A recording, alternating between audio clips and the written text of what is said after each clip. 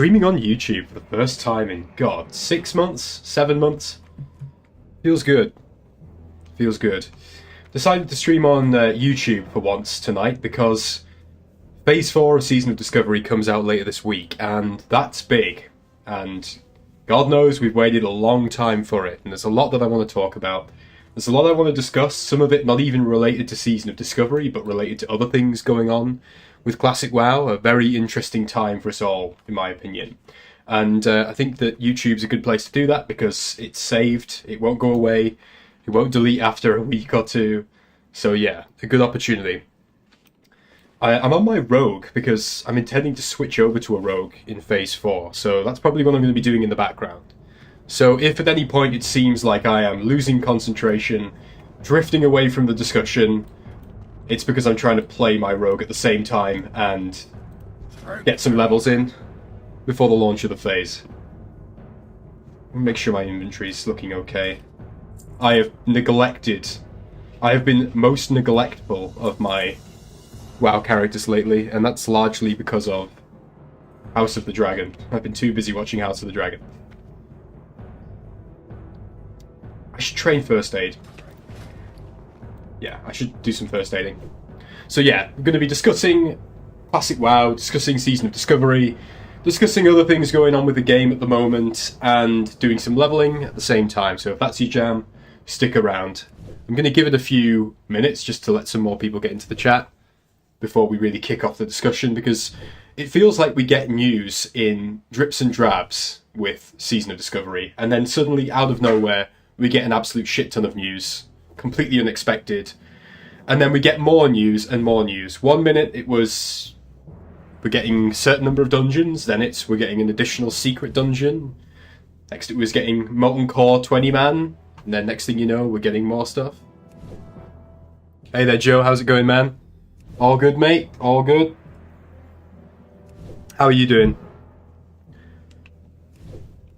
We pause for discussion as I create more bandages than the mummy over here. This is what true Classic WoW gameplay is all about, doing about 5,000 bandages. Light linen bandages are my my pride and joy at the moment.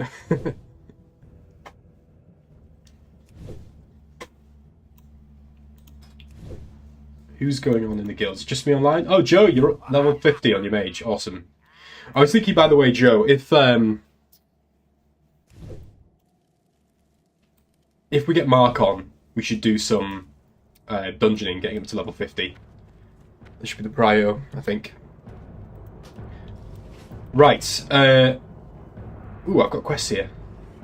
Nice. Am I 40 first aid too? I'll go and train. Go and train my heavy linen bandages.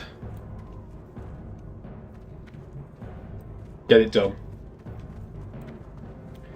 As I said, we'll give it a few minutes. We'll give it a little bit before we start getting into the proper Classic WoW discussion. Give it a little bit of time. It's been a little bit of time for me, honestly. I didn't stream on Friday, so it's the first stream in a week, and that was my first stream back after holiday, so it's been a bit of time. So I'm interested to see where we're at with the game. I feel like with SOD, you never know whether or not you're going to log in and there's going to be no people online, or whether it's going to be really busy. It looks a bit better than it was the last time I was online. Last time I was online, things were pretty bleak for Season of Discovery. There was like about 20 people in the whole of Central Orgrimmar, which is not the best, let's put it that way. It's really not the best. But now I think things might be a bit improved from that.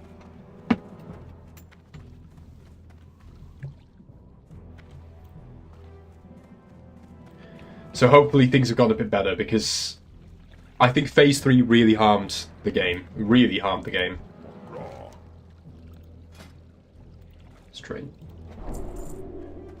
And it was a combination of two things, wasn't it? If we start the discussion off this way, we'll start by talking about Phase 3 of Season of Discovery, because I think if there's ever a good explanation of why a game falters, it's this.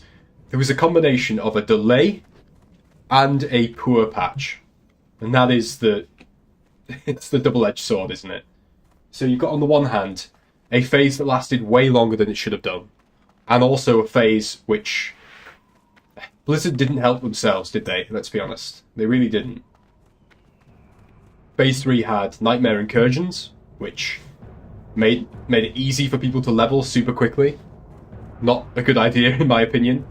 Leveling might be a boring thing for many people, but it's also a necessary part of Classic WoW. Without leveling, you can't really get anywhere. It's part of the bread and butter that keeps a lot of people playing. Making new characters, leveling them up alongside friends, trying out different classes, that sort of thing. Well, they made that initial leveling phase from 40 to 50 really quick.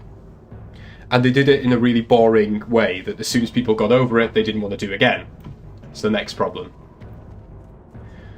Then you had the raid lockout situation, so people raided once and they were done and had no more content to do. And the thing is, that's pretty much it when we're talking about Season of Discovery Phase 3. Those were the two big features. Yes, there was PvP, but there was nothing new in PvP that people hadn't already seen. Male undead rogues are gross, am I right? Male undead rogues are the pride and joy, mate.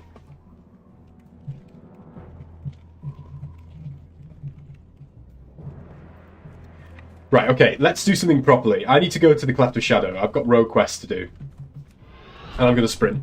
Because why not?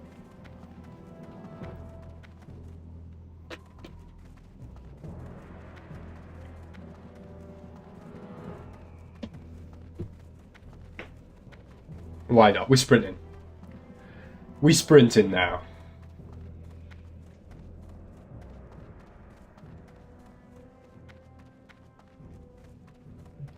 So yeah, it was a combination of an extremely elongated phase, coupled with features in that phase that were just a bit meh, shall we say. That's the best way I can describe it. The features of Phase 3 were good in some cases, but generally speaking they were weak. And that's got us to where we are now, a situation in which many players have left the game. I think most of them will come back for Phase 4, but I don't think all of them will, and that's Blizzard's fault, and they have only themselves to blame for that. It's not the toxic players, though they can be toxic, they absolutely can be. It is the fact that they created a phase with Phase 3 of SOD, which bored a lot of players, and it went on far too long. And now we're in a position where you can't even find groups. It was the case in Phase 1 and Phase 2, and even at the beginning of Phase 3. There was a position in which people could find groups for pretty much every dungeon between level 1 and level 50. Everything. You could level up. You could do the legacy raids, you could do, BFD, and Gnomeregan. It was a great time. And then because of Phase 3, that all dropped off, and now it's actually difficult to get groups for any dungeons outside of the first couple. Stay away from them. Mark says, my Tauren is male, I'm sure you'll approve. Well, Tauren are a bit weird, Mark, to be honest, so what can I say? It's difficult to approve of Tauren. Why would you play a Tauren when you could play an Orc or a Troll? Even a Troll would be better, mate. So, 5 out of 10 for that choice, Mark. At least you made your character male. Hey, Radu, how you doing, man? Been a while, dude. Back for P4, I see. Yeah. Back for P4 with a lot less hype than there was when we were at this point in Phase 2 waiting for Phase 3. Let's put it that way. Things have gone through a bit of a turn, haven't they, with Phase 3 of Season of Discovery. And that's what we're going to talk about.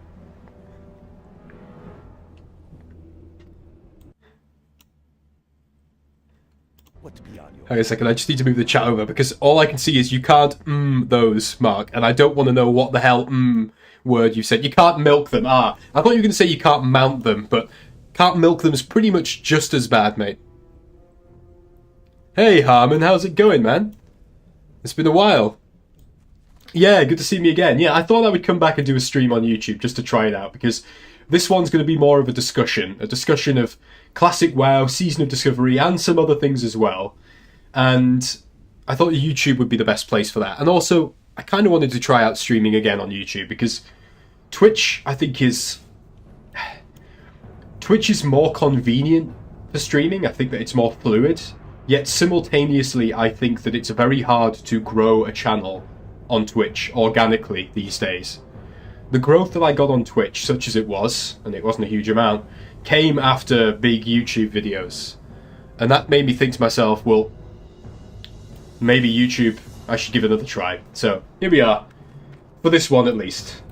Greetings, man. Peace. I'm going to get myself in a position where I can just, you know, do a ton of Greetings, man. things in the background whilst we talk. Stay away. Mainly leveling my rogue. I would love to do some dungeons, you know, just some chill dungeons where I don't need to focus, where I can just ramble on. And you guys can put yourselves to sleep by listening to me. Do we go to Stone Talon Mountains? I'm not sure if I really want to go to Stone Talon Mountains. I'm going to say it. I don't like Stone Talon Mountains. I think it's a bit meh. I'm not a huge fan.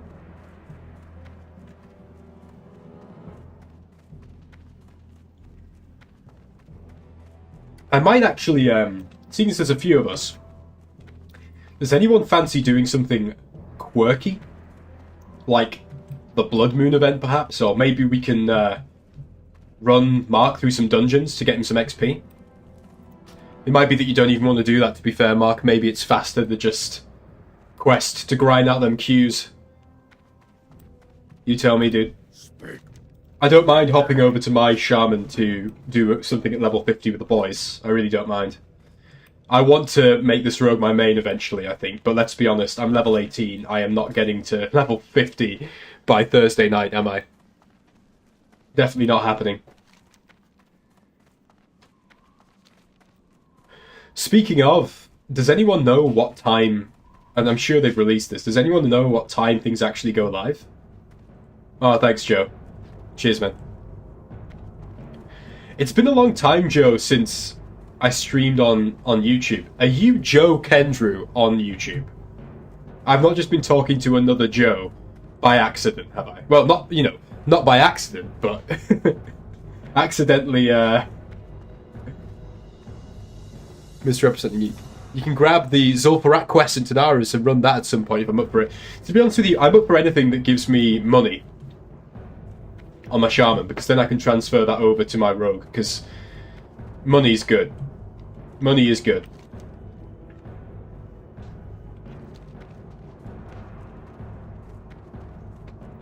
It's good to see you again, though, Radu. Definitely, man. Especially in the guild. It's been a while.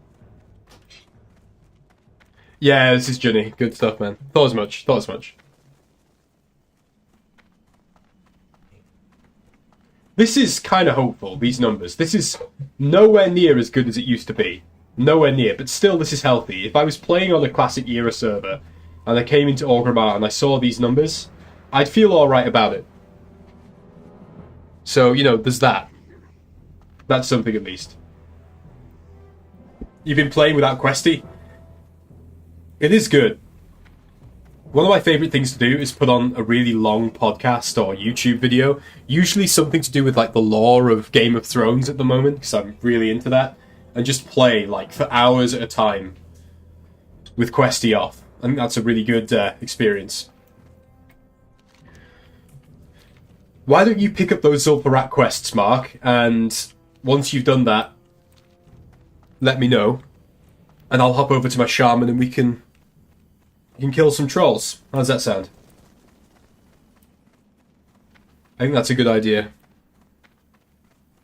It's probably a lot easier for me to do that and talk and discuss Phase 4 than it would be for me to do Blood Moon, to be honest. So I'll either level this or I'll help you level your druid. Yeah. What do you need?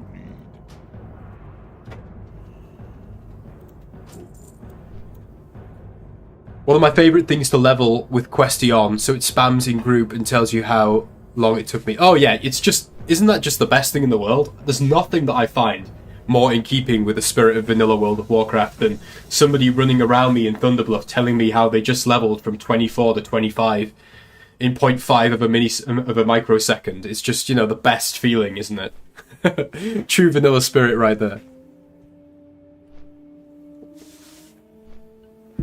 Okay, it's been nearly 15 minutes already, so let's talk. Let's do some proper talk. Yeah, Radu, you can absolutely join, by the way, on whatever character you want. So organic. Yeah, so organic. So community. Let's talk Season of Discovery. So, I have always had quite a positive attitude when it comes to SOD. I've always given the devs the benefit of the doubt. I think that people like Agrend have a genuinely positive attitude to the game and that they mean what they say. I believe that there's integrity there. However, I think that the current situation with Season of Discovery in Phase 3, it has shown us that the resources available to the Classic team are what the real problem is here. I think that there's a couple of problems.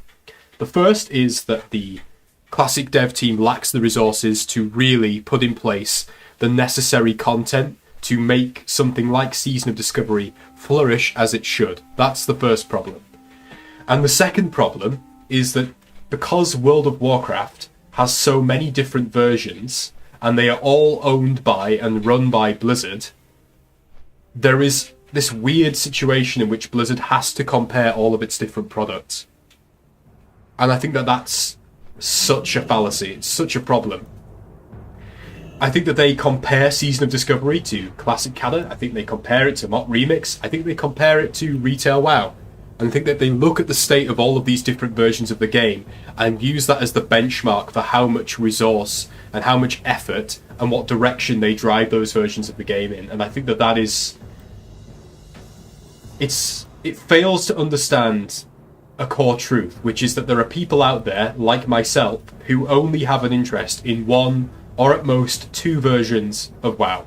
Most of us only have enough time for one or two versions of WoW. I don't have an interest anymore in Retail World of Warcraft. The game has changed too much for me to be particularly interested in that game anymore. So, this is where we're at. And I think that they need to get out of that mindset. They need to snap out of it and realise that Season of Discovery and Classic in itself has a healthy player base, regardless of how that stacks up against Retail. That's the problem. But Phase 4 is around the corner. It's about to launch this week. And whilst at first I thought it was very lackluster, and I still think it's lacking, there are some things that I think are positive. And the main two are, one, Molten Core having an extra boss. That I find interesting. And hard modes as well. I think that's really interesting. And two, Secret Dungeon. And I only heard about the Secret Dungeon yesterday, and I don't know anything more about it. I don't know what people think it is. I've got some ideas myself I'd be happy to discuss with you guys, but I do think it is cool. Radu says, I like that they are adding a new dungeon. The images were from Ashenvale, the site where Grom died. So there is images. That's interesting. I didn't know that. I haven't seen any images. I've only read that they're adding in a secret dungeon. So that is curious. I like that. And Radu says, I only play Retail story, then hop back to Classic. And the thing is that, I can understand why people would play Retail World of Warcraft for the story, but for me, I lost interest in the story of Retail after Legion. You want to get Sulfurous on your Shaman? Yeah, so do I. I really do too. It's Retail Stockades being brought in Season of Discovery. Yeah. Do I want to do this quest? Yeah, go on, why not? Why not? Why not?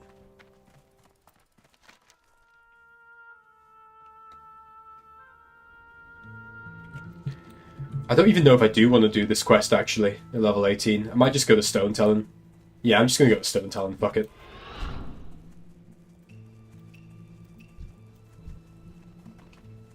Ooh, there's a lot of dead guys here. How deadly am I now? I have interest. Yeah, I'm alright. Oh god, I die quickly though. I'm squishy. I forgot, I'm playing a rogue. I must remember my training. Alright, okay, yeah. Okay, yeah. Alright, okay.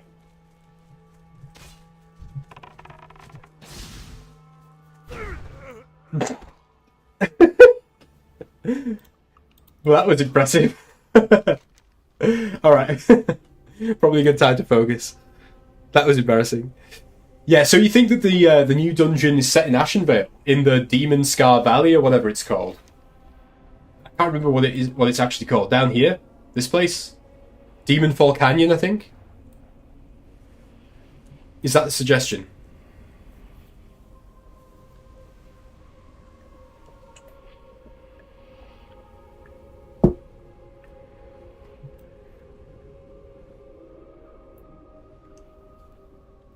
Because I think that that's an interesting choice. The only problem I have with that is it going to be an outdoor dungeon where we just run around some canyons? Or do you think it's going to be like Felwood style, where it's kind of like a barrow? Because that could be cool. That could be interesting. There is a real lack of demonic-themed dungeons in Classic WoW. And I do think that even though you've got Dire Maul, which has got demonic elements to it, you could do some more demonic-themed content, because you've got Dire Maul, and of Dire Maul, really, it's like, what, 1 or 2 of the wings?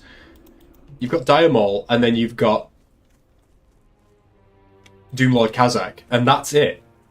That's the only demonic-themed content at max level in Vanilla WoW. So it does lead me to ask the question, would it be a good idea to have more demon dungeons? I thought if they added another raid, it should be demon related. So a dungeon with a demon theme, I think that's a good choice. I'm not sure about that particular place though. I think that having a dungeon set in somewhere like Felwood would be better. But it's curious that they've shown that, because I thought personally that the dungeon would be something like Karazhan Crypts or Scarlet Monastery, another Scarlet Monastery instance, because they teased images of both of those places during the big reveal back in November. And it leads me to think, are they saving those for raids or further dungeons? Because now that they have shown their hand and shown that they are willing to add additional full instances, as far as we're aware from what they've said, to the game, a truly original piece of content, as well as additional bosses to old vanilla raids like Molten Core, it does lead me to think, will we get those Kara Crypts, Scarlet Monastery instances? I certainly hope we do.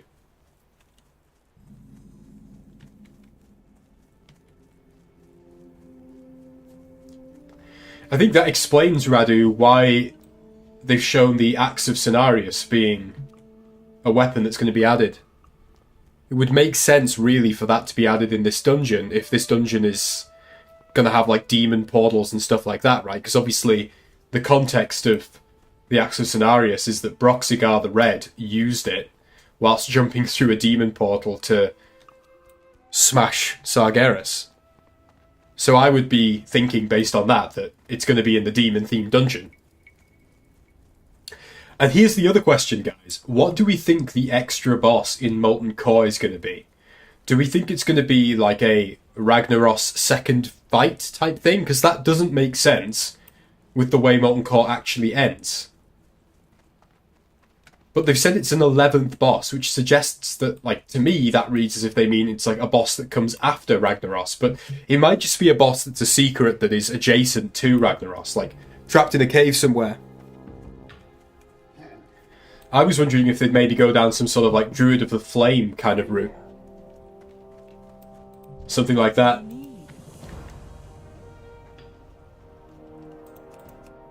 Farewell. It's Van Cleef. Yeah, we killed Van Cleef on that pirate ship, and then he was so salty about it that his body rotted through the earth all the way to the Molten Core, where he got resurrected by Ragnaros, because Ragnaros is now a paladin. Is that what happened? I'm pretty sure that's the canon story of what's going on here. I do like this energy that you bring to the streams, Mark. Like, you talk about how the new dungeon is going to be retail stockades, and the new boss is going to be Van Cleef reforged.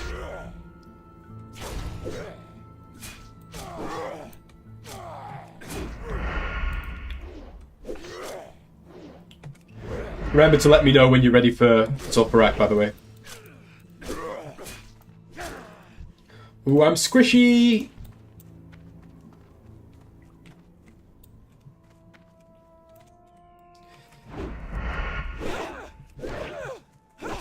How good is this stun? It's alright.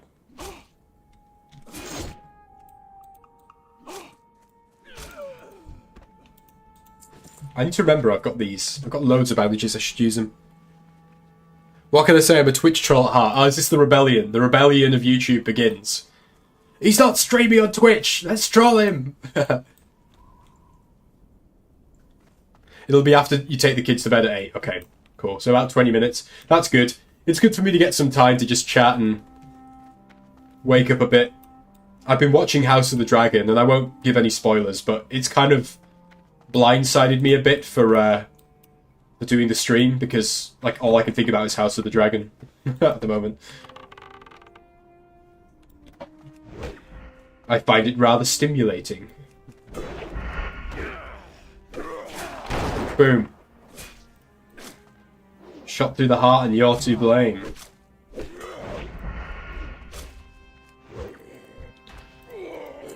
See, Mark, I'm killing all of these male Tauren because I despise the fact that you play one. That's what this is. That's what's going on here. Like, I'm even going to kill this female. Not even the younglings will survive. I'm not even fighting, like, in a roguish way. I'm shooting them. I'm like Aragorn in the Fellowship of the Ring. I shoot things more than I stab them. That's how I roll.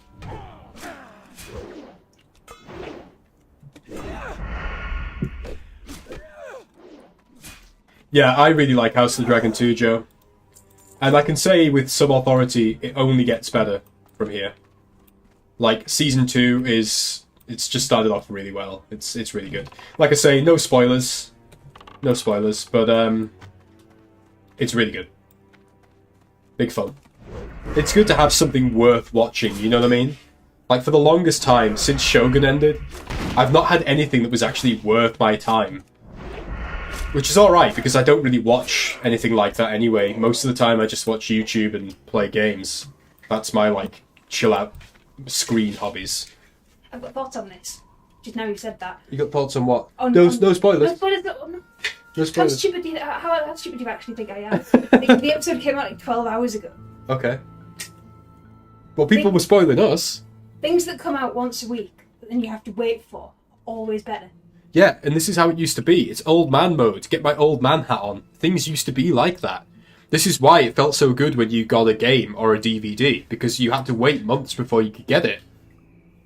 It was a good feeling. Now people are... They're brain rotted on getting too much stuff. Anyway, sorry. But yeah, Louisa is also really enjoying... I was going to say Hot D there, but that sounds a bit bad. Are you enjoying getting Hot D? Right. Anyway, back to World of Warcraft. So all of this rambling to come to some sort of point. I'm a bit more hopeful for Phase 4 than I was during my last video on YouTube, because at that point I was probably at maximum pissed off level. My tiltedness was at like maximum levels at that point. I just thought really it was getting a bit silly. But now, knowing that they're bringing an extra boss for Molten Core, knowing that they're creating an extra dungeon, I think that it spices things up a little bit. The question for me now is, how many people will give them the time of day? Because a lot of people left. Let's be honest, Phase 3, it caused a lot of people to leave. And I don't think all of those people are coming back. Well, it's a fact that all of those people aren't going to come back. The nature of MMO games is that you will slowly hemorrhage players, and you will also simultaneously gain players, particularly at major moments, like expansion releases, patch releases, and it becomes a bit of an accounting problem, really, of are you losing more players than you're gaining? And there can be an understanding that you will slowly drain subscribers over time until you hit one of those big milestones, like an expansion launch, and that's totally fine. But what you don't want to do is what Blizzard did with Phase 3 of SOD, which is you have a lot of people playing a game they enjoy, but you create no new content for such a long space of time that a lot of them leave and then realise, you know what, I can't be asked getting back into this, I've dropped off, I'm not going to resubscribe, I'm not going to come back to it, I'm playing something else. And they go and do that, and before you know it, you've lost 20, 30, perhaps 50% of your player base for good. They won't even come back. So whilst I think that, you know, a lot of players will come back for Phase 4, I think I'd say at least a third of those who have left won't come back. At least a third, maybe even half. But the upshot of that, of course, for Blizzard is I think that even though they delayed Phase 4 for such a long time, I do think most of the players that played Sword and left will come back. I think the majority will, but not all. And that's a shame. And they've only themselves to blame for that, honestly. Radu says, I like that Onyxia is doable in 20 and 40, so people can pug up if you don't have a guild. I think people will be back for Phase 4 because it's end game time. Yeah, no, I agree. A lot of people will come back, but I still think it's inevitable that a certain percentage, and I would say at least 10 or 20% of those who left during Phase 3 will not come back. The Pict says, I'm not coming back. Hey man, thanks for dropping in. Can I ask, not to put you on the spot, mate, why is it that you're not coming back? Is it just that you're tired of it? Is it that there's nothing new enough or interesting enough for you? Is it that you feel like you're just bored of the game, or is there another reason? Is it what they've done with Phase 3, or is it something else? Because I'm interested in... This is what this stream's about more than anything, really. On the eve of Phase 4. Finding out where people are at. There are people who quit after Phase 1 and Phase 2 who are waiting on Phase 4. Yeah, I think you're right about that. There will be people who quit then. But then you've also got to think that those people left characters at level 25 or 40. And how long will they play Phase 4? Will they level from 40 to 60 to get to all the new content? I'm not so certain. I think a lot of people will have left thinking they'll come back, and they will come back, but it's about how long people come back for. I thought that Phase 1 and 2 of Season of Discovery was one of the most stable periods in any MMO I've ever played. People stuck around for a very long time, and it surprised me. It really did. The game was good, it was enjoyable. But I was really surprised by just how many people stayed. See, I want to teleport. I want to teleport behind someone like a nothing personal kid, but I don't want to attack them. I want to zap this guy. I want to do a big sap on him. Sap. Yeah, there you go. Tactical rogue gameplay. Best rogue EU. Level 18. Best rogue EU. Watch this. Boom. You see that? Top 1% of rogues. I just shot that man just to tell him off. Right, let's go.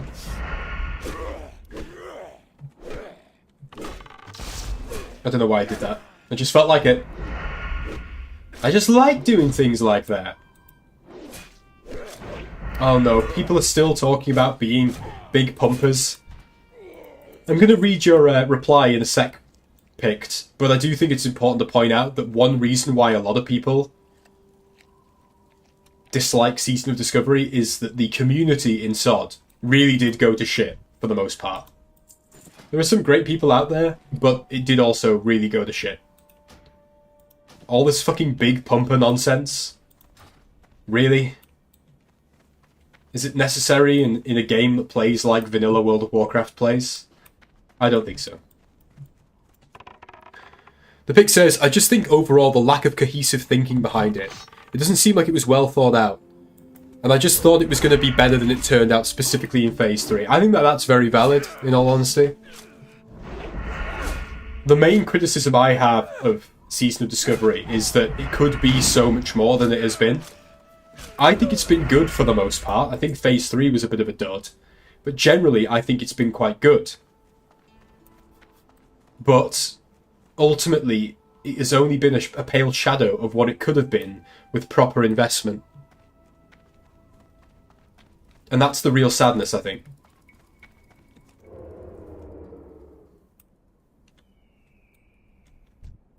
I'm going in all stealthy like, oh, I don't even need to kill any of these guys. Such an idiot. Oh, I need to kill you.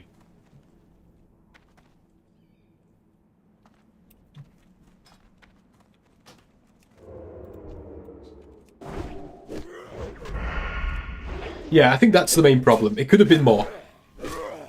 That, and I will be honest, retail has me much more intrigued with the new hero specs.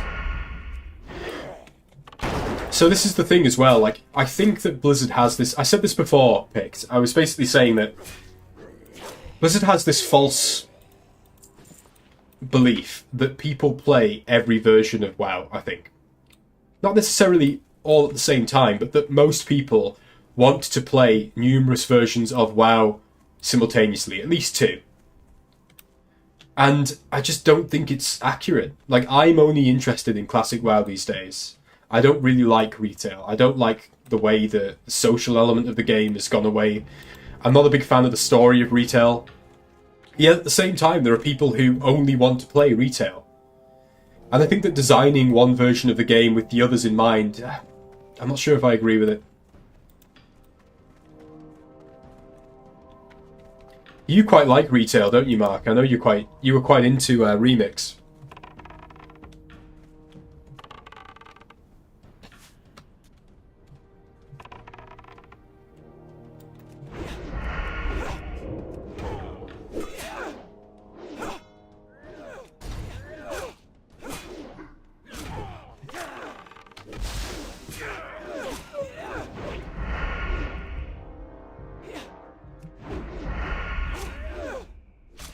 Hey, Zabiel.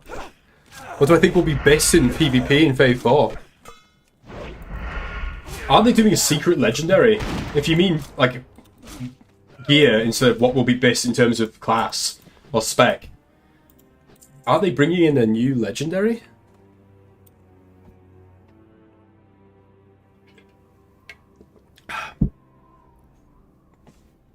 Yeah, I've not really thought about retail at all. I looked into it briefly some time ago for The War Within, but the only thing that would bring me back to playing retail WoW is a good, solid, straightforward raiding scene. Honestly, because for me, raiding is what made retail good. Like, having a raiding guild, having a team, actually getting to spend time with your mates a couple of nights a week, kind of like what we do here on the stream, raiding. And I get that now from SOD, but I did always really enjoy the difficulty level that you get, like heroic and mythic in retail raiding. I did enjoy that, I must say.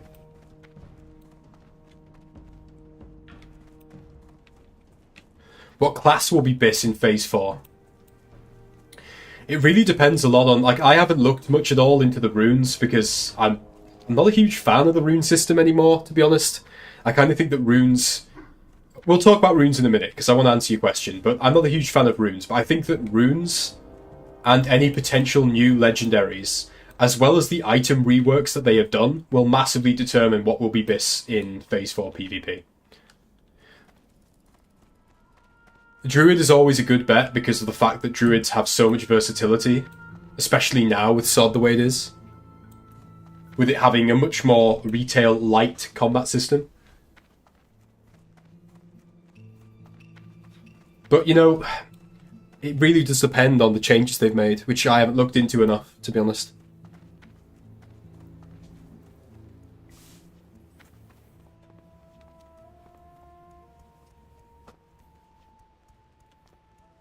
But you know what, I'll talk about runes now. The problem with the runic system... Oh, 1 second. Mark.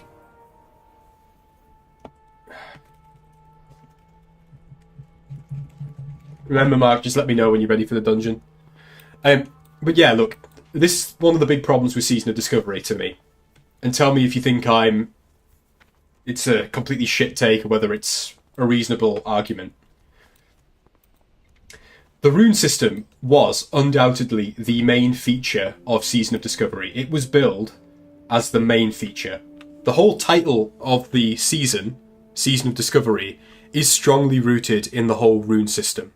Because of the fact that the idea was you would go out, you would explore the world, you would look for new stuff, you would look for clues, and in doing so, you would discover these runes, and the runes were incredibly powerful and would change the way that your class played, even to the extent of allowing new roles to be performed by your class.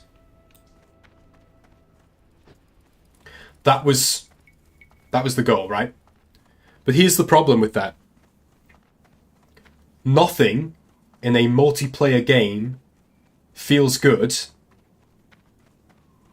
to discover, right? No discovery, no secret finding, no exploration feels good in a competitive multiplayer game if it is tied so heavily to player power.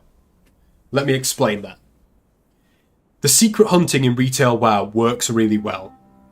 The reason why it works really well is that people are hunting for things like cool, unique mounts and pets and maybe titles, maybe toys for their collection. That sort of stuff. That's what they're looking for. I'm thinking things like the hive mind, things like the mind worm. The goal is you have to go out and really search for something that's deliberately very, very difficult to find, something that can't just easily be found on the internet within a few days of it going live. And in return, you get something that is valuable because it's unique and rare, but is not tied to your character's power level. And the importance of this is that when something is tied to the power of your character, when something is super necessary for your character to be able to perform at its peak potential, then people don't want to go out and hunt for it. They don't want a secret finding experience. They don't want riddles and mysteries and exploration. They don't want that. They want to get it snappish like that. They want it as soon as they can. And understandably so, because if you're playing a warlock in Season of Discovery and you have deliberately rolled your character because you are interested in playing a tanking warlock, then you're going to be pretty pissed off if no one knows how to unlock the rune necessary for you to be able to play a tanking warlock. It's as simple as that. And that rotted the whole core out of Season of Discovery as early as Phase 1. Because what you had was a few people who religiously played the game and found the rune early on. Great fun. Very cool. More power to them. And then immediately it goes onto Wowhead and everybody starts looking on Wowhead for how to get the rune. And understandably so, because they need the rune to be able to be viable in the way they want to be. And that to me was the big problem in Season of Discovery. They didn't realise how important it was to have your secret finding tied to things that people did not need to do. That was the issue. And, you know, you can argue that it's not their fault, it's the players and it's player culture, but ultimately the devs knew just as well as anyone else that sites like Wowhead exist. Right? They knew it. We knew it. Wowhead exists, and you've got to design features with the worst players in mind. You've got to. You've got to design features knowing that they'll be taken advantage of. And I think that they dropped the ball when it came to runes in that regard. They didn't need to have it that the secrets were tied to the runes. They could have had it that the runes were tied to class quests. That way, it's not a secret, but it's still rewarding, it's still immersive, it still makes people feel like they're discovering something new. The secret stuff, the real secret finding stuff, should have been for cool, cool titles, or just some cool story content, or just give people, interesting things to do. Mini games, whatever, I don't care. But not power level stuff. Radu says, I think the problem is that people's brains are rewired to min-max stuff. Also, there are a lot of runes that are on the same quest, so doing alts is the same thing. Yeah, and that's another part of the issue. Is that, how many times have you had to get 20 Dark Iron Ordnance, 20 fucking fish oil, and 20 Shredder cores? Who's had to do that? How many times have you had to kill all the Dark Riders? And I love the Dark Rider one, by the way. I love that rune quest. But how many times do you have to do that for a super powerful rune? Spend several nights doing it as well. Joe says, that's what made Phase 1 feel so cool. You actually saw new content in a 20-year-old game and had to work out what the fuck you had found. Remember when we saw the Pillar and the Barons? Useless for your warrior at the time and mine. Yeah, and your mage. But we didn't know what it was. Yeah, I do remember. And that was great fun. It was great. But ultimately, that can only last so long in a game which utilises a site like Wowhead. Because it's a competitive multiplayer, and that's the way it is, unfortunately. That's just how it is.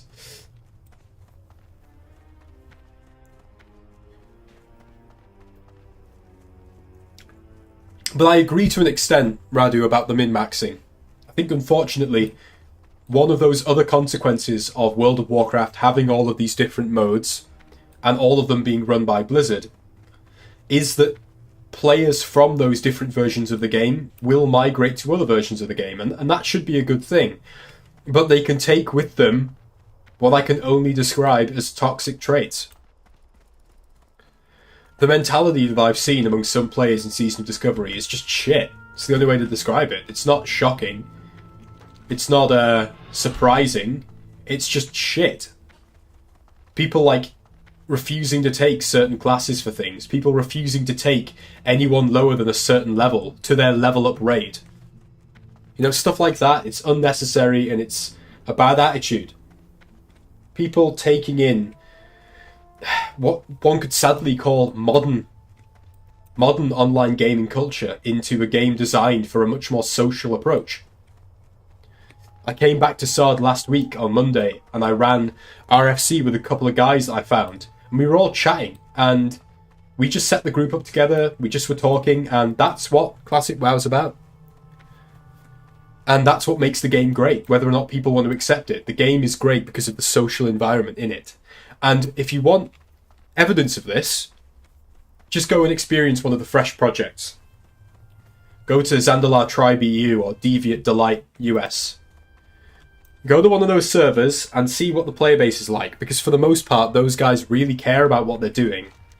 They want to interact with each other. And in a world which is designed to feel like a virtual world, an interactive virtual social media experience, that's what this game is, never forget it, you need that kind of interaction. You need that kind of willingness for people to play together, to work together. I'm just going to turn my UI off because it's pretty chill. Running about like this while we chat. I quite like this. And also, by the way, it has to be said, if you want that same culture, have a look at some of the private servers. I'm not telling you to play them.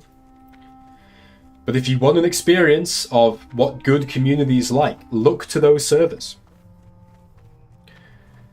Because my experience back in the day on Nostalrius and Kronos and Netherwing was that the people that played on those pre-Classic WoW, pre-Blizzard Classic WoW servers actually cared about the experience.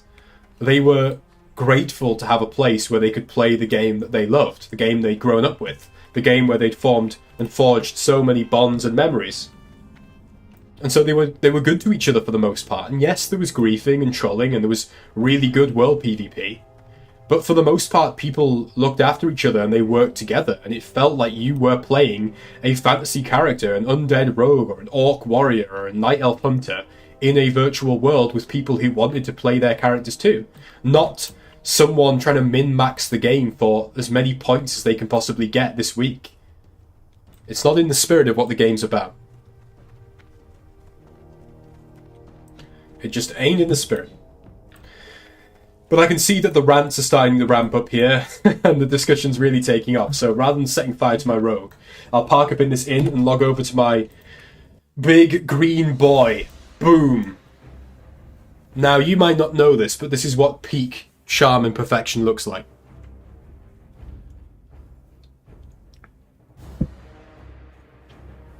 Logs and gatekeeping killed so much of my love. Logs for BFD, a level 25 raid. A level 25 raid, Joe, that you and I can both say was absolutely a piece of piss.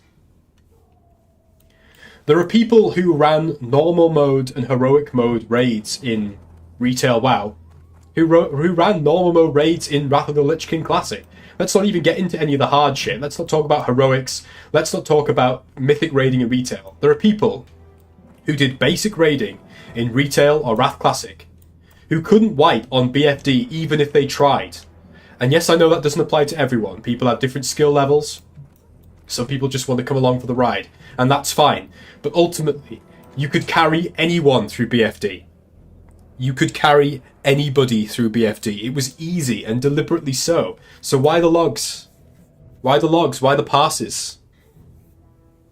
You know, why the culture of raging out on people over who got Strike of the Hydra, Fathom Blades, and all this sort of crap, you know? It's just silly, man.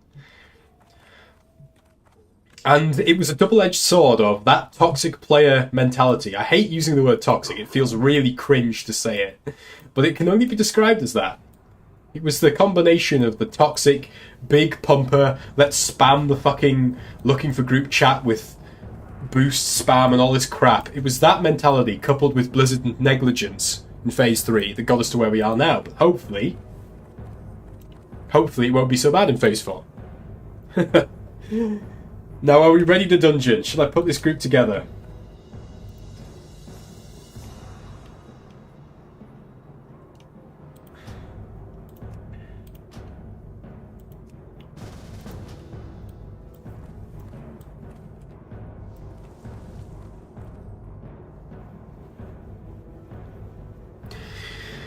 Radu says, exactly, in retail you just rush to max level so you can farm stuff and forget to actually enjoy the game.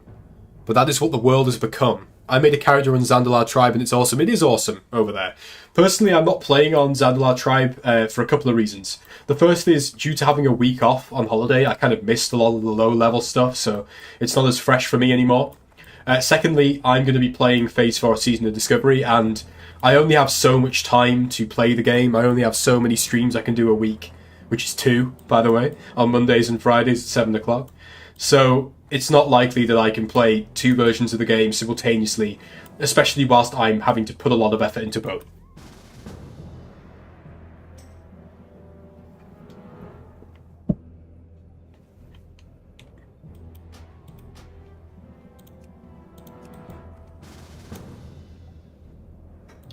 Is this you, Radu, by any chance?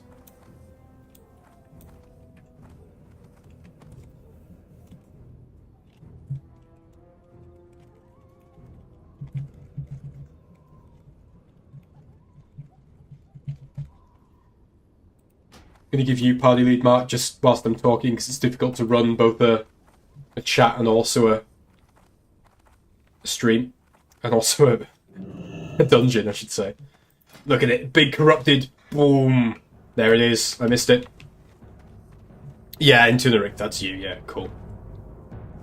Cool. Let's go. Maybe I will play Shaman. I do love my Shaman, it must be said.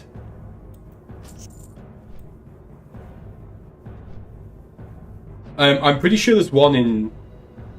Is there not one in Shimmering Flats as well, Mark? I think there is. I think that there's a quest in Shimmering Flats to kill Gazrilla, which I always thought sounded like a rapper. Maybe that's just me. I think Gazrilla sounds like a rapper. Just saying.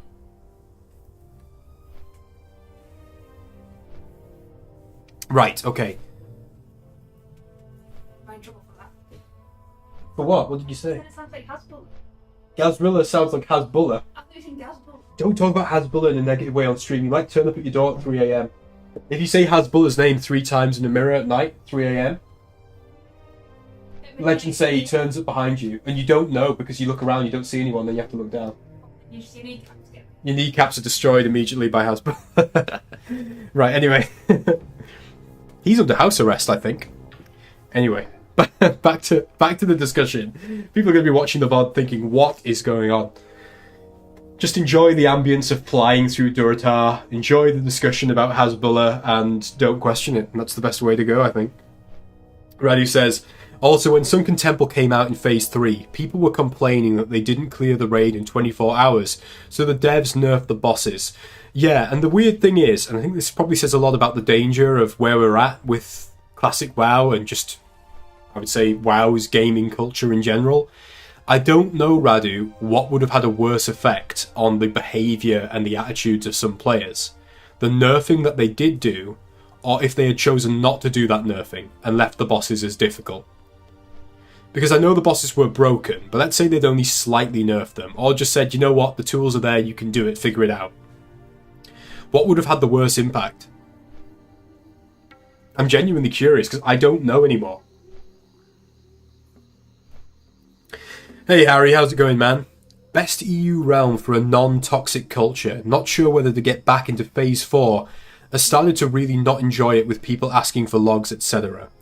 Well, Harry, if you're just looking for like a casual experience where you're not having to have logs and stuff, you can come over to is it Crusader Strike that we're on, guys? I don't even remember anymore.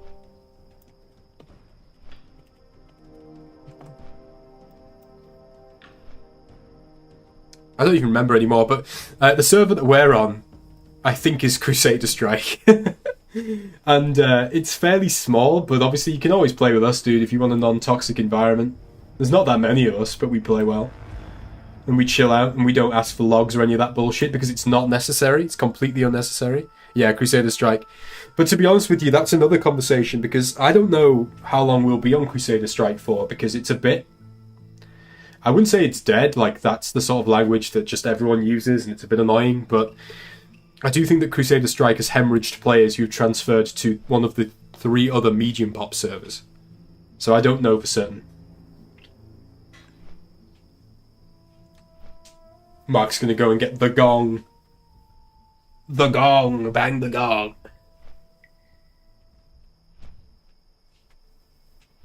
Also, it obviously depends, Harry, on what faction you're going on, because obviously we play Horde on Crusader Strike. Can't really speak for the Alliance on this server.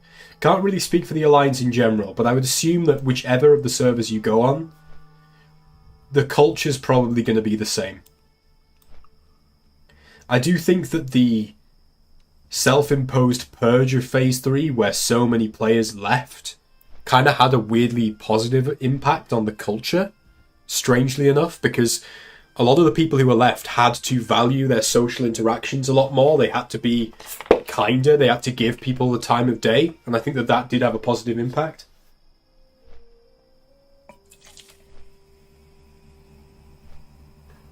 Joe says, for some reason my map is totally black.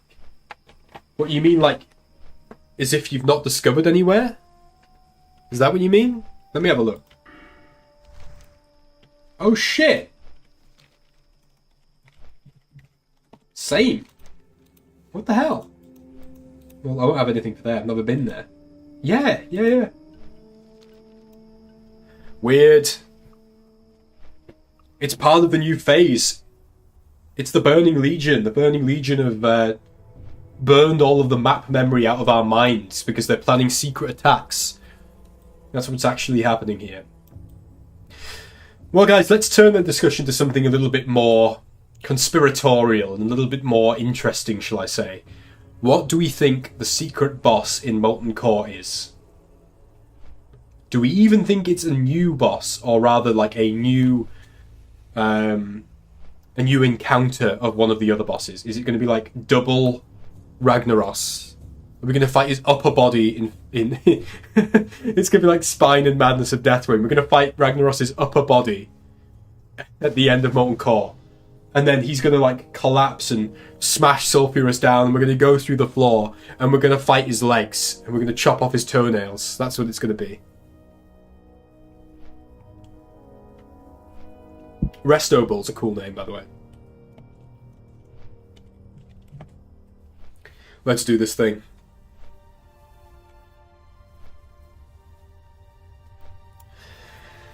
So I am curious about this secret boss in Molten Core, because Molten Core is a very... And this goes for all the raids, I think, outside of Naxxramas, I would argue. Every other raid in Classic WoW is very thematically consistent.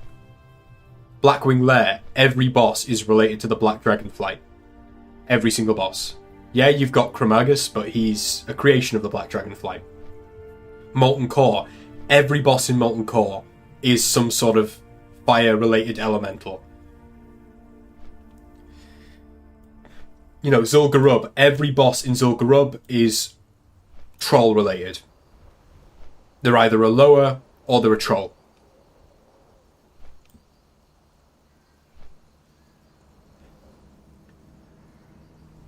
So it does make me think, you know, Xal'atath in Molten Core?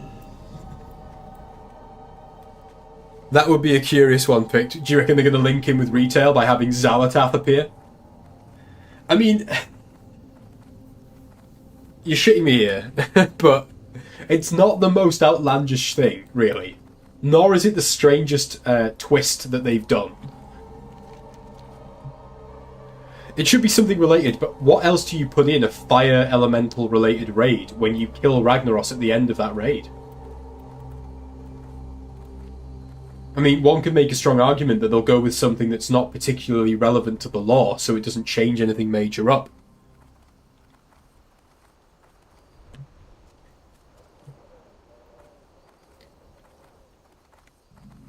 The shadowy figure from the quest? What, the Night Elf? If anything, that would make more sense being kept for some sort of future secret patch. I don't think any of the shadowy figures particularly fit in with the theme of Molten Core. Maybe we'll fight the sleeping bag. Or that Tauren rogue trainer in Thunderbluff.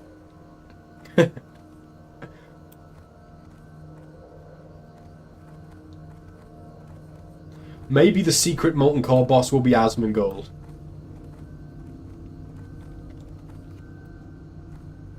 I think that makes the most sense, personally.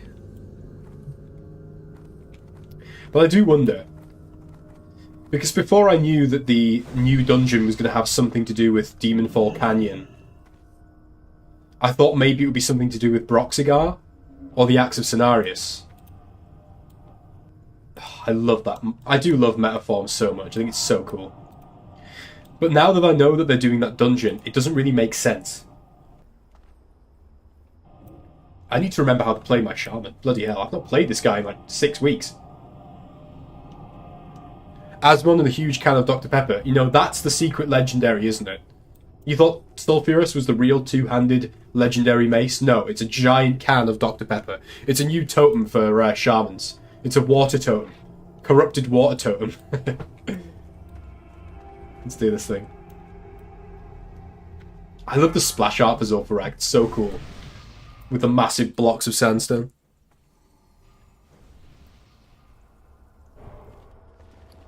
Joseph Joestar, can you give me some water?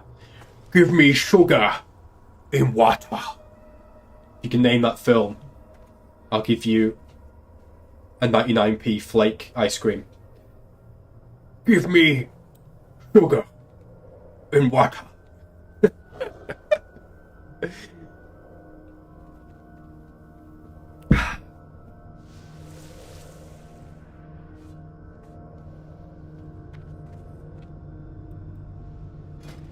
Thank you, sir. I don't need to drop Wind Fury, yeah, because you've got that silly thing, haven't you?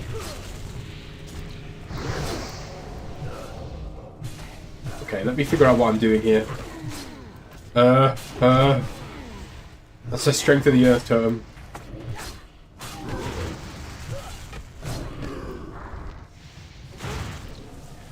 God, I've got to remember it all. Men in Black, the Pict, correct. The beginning of Men in Black. I don't know why, but I always found that so fucking funny. I don't know what it is. I always found that really funny.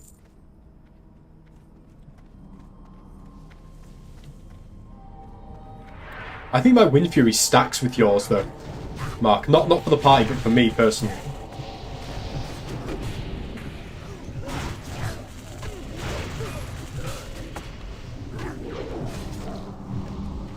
Shit, I need to make sure I know what I'm doing here. It feels so weird coming back to a class I've not played in fucking yonkers.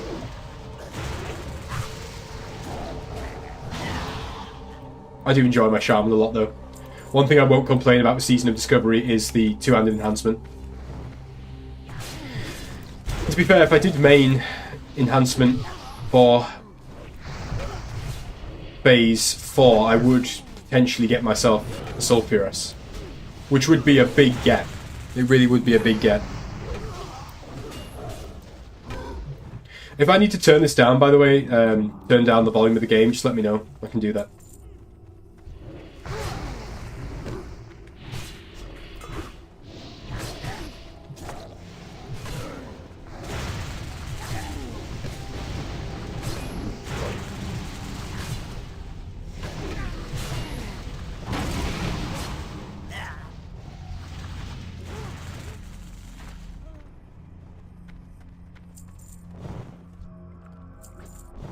stealing all my shit. Oh no, I'm not. I've just got auto loot on. I'm such a bad player. It's actually hilarious. I thought I was stealing my own loot. How is that even possible to think? I don't understand. I'm not well. I'm not well.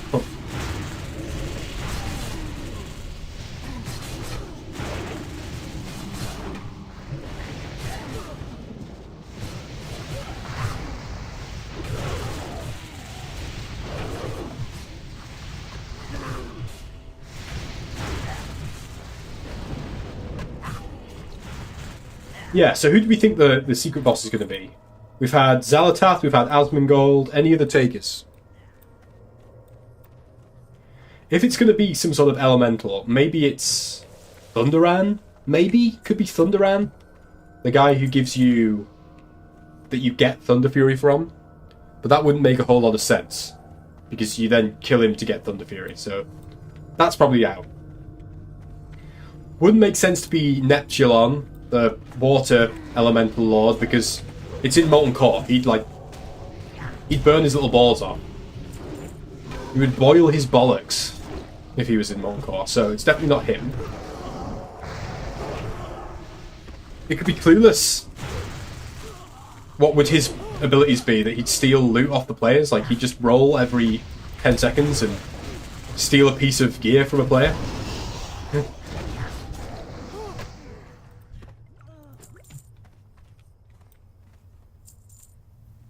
How's the XP, by the way, Mark? Is it decent? Are you winning, son?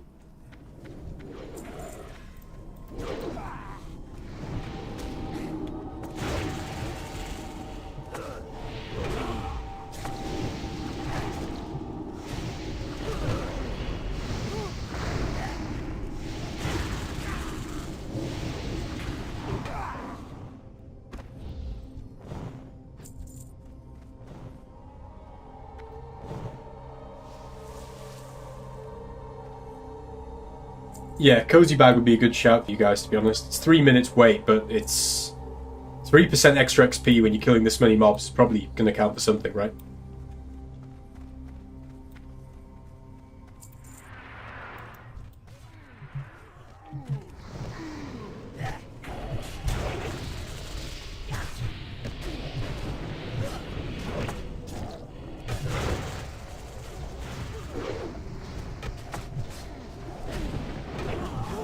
I do love those Maelstrom Chain Lightnings. It's very good.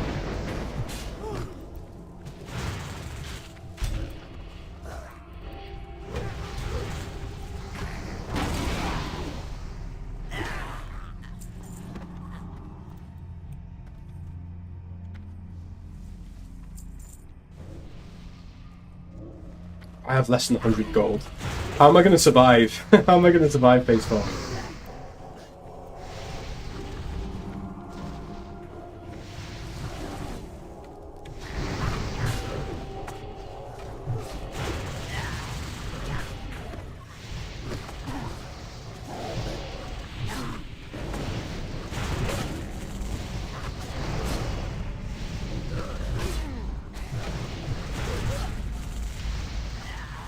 What runes am I using right now? The right ones, I assume. I'm going to assume... Oh, what am I doing? I've not even got Spirit of the Bad Boy on anybody. Who does that need to be on? Tank, right? You're tanking this, aren't you, Radio? I think you are, right? Yeah. That was embarrassing.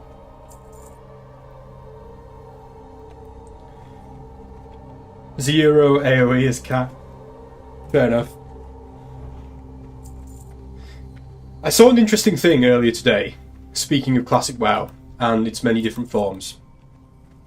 The Turtle WoW private server developers are launching Classic WoW, or their version of Classic WoW, the Turtle WoW version of Classic WoW, in Unreal Engine 5. They have created an Unreal Engine 5 port of World of Warcraft, with all of their additions and changes. That's fucking insane, by the way. It's absolutely nuts that they're doing that. I don't care whether you've got any interest in private servers or anything like that. I would highly recommend that you watch the video that they have put out of... You watch the Asmon react? Yeah, I've seen it for a while because somebody commented on my previous video. Whatever your thoughts are on it, it's just crazy that they've done that. You know, when we're talking about Season of Discovery being lackluster, and me saying that the problem is that they haven't given it enough resources to flourish as it could and should. It tells you everything you need to know when you consider that a team of private server developers who ostensibly, I don't know what's going on behind the scenes, I wouldn't want to comment or speculate, but ostensibly they're doing this for free, for their love of the game, yeah. That's what I would assume, not knowing anything more about it. That they are able to put so much time and effort to the extent that they can essentially create WoW 2. It's a bit weird.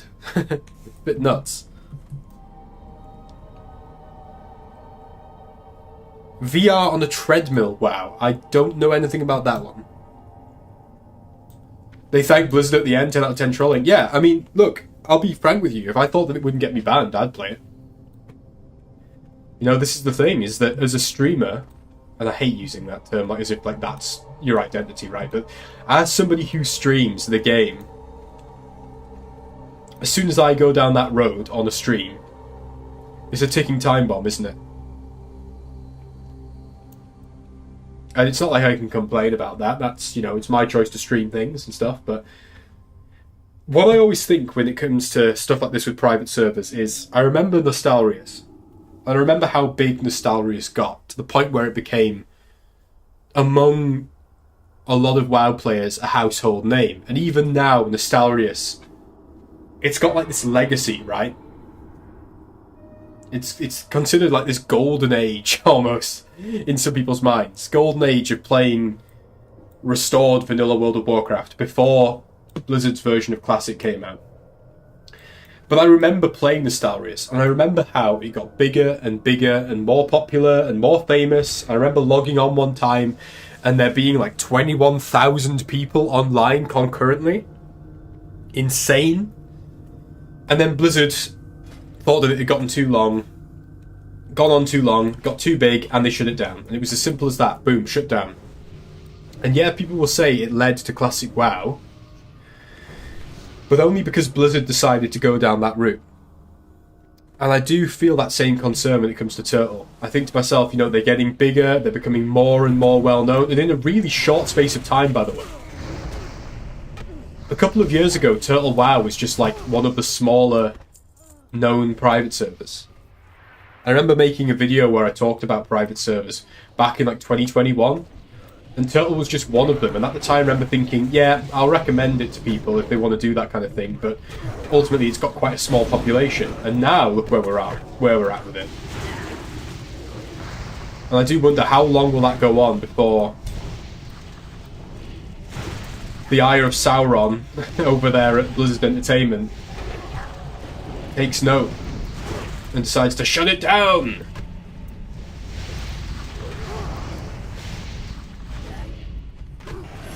I have fucking gotten so bad at this game, it's hilarious.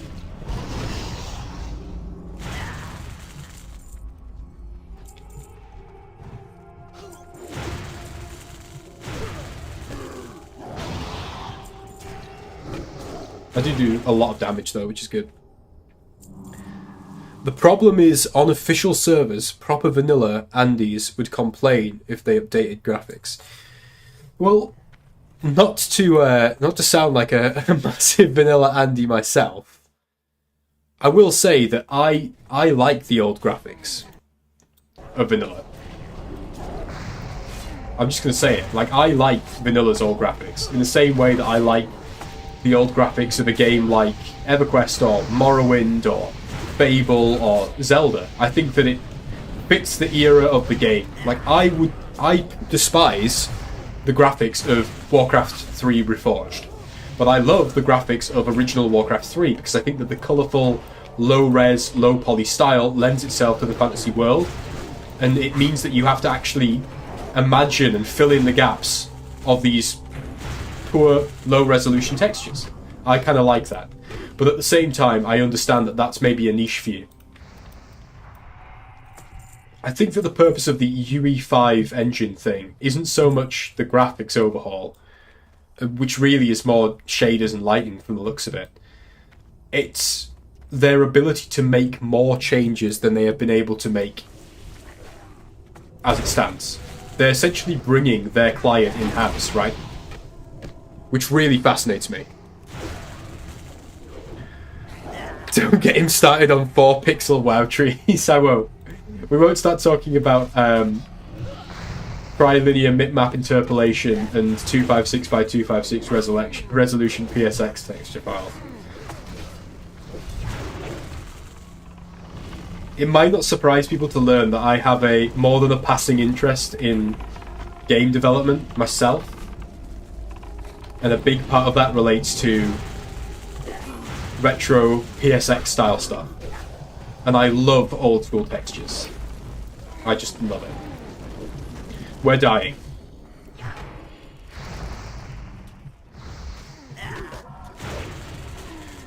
Get my head in the game. This is my fault. I evoked the PSX texture gods, and now they're punishing us all.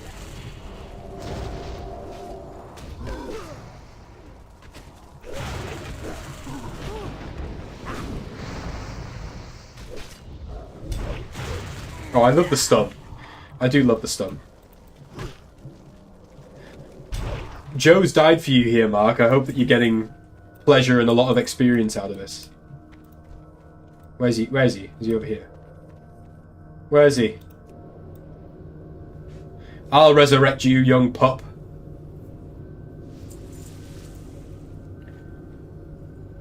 What?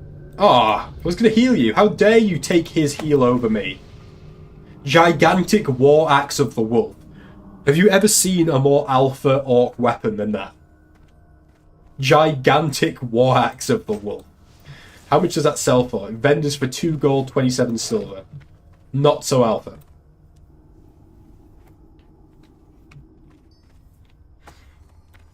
We're doing good, lads. We're doing good. This is the chill environment that I needed. I've missed playing WoW with the lads.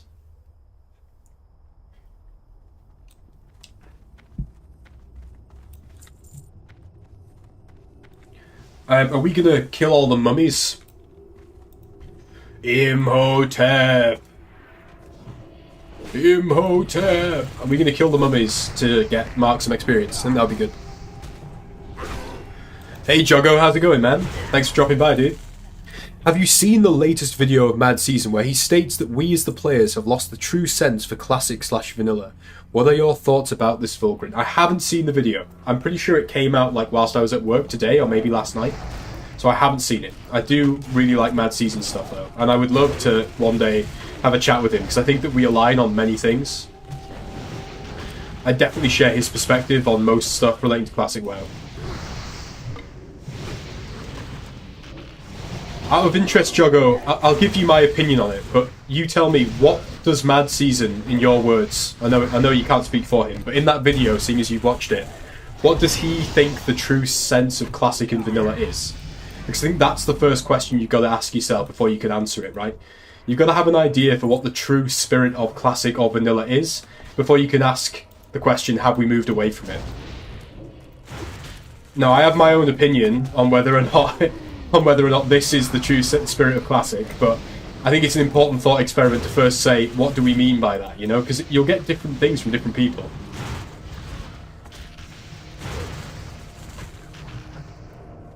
Some people will argue that it's impossible to truly keep the spirit of Classic in this era of gaming, where we have things like Wowhead, and where we have Warcraft logs, and where people are interested in min-maxing, not because they're like toxic players per se, but rather because that's the spirit of modern gaming. That's the nature of gaming now.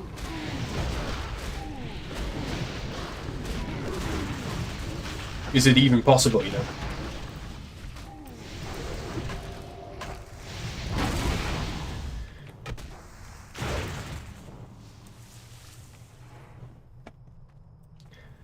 How far from 44 are you, Mark?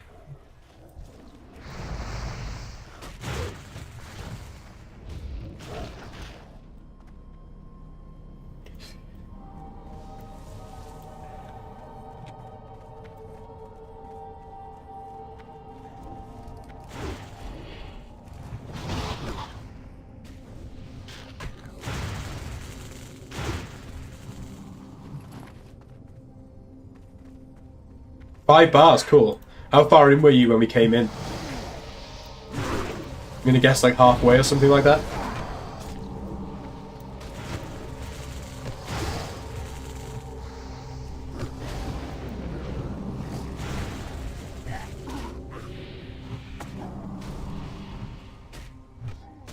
I'm stunned!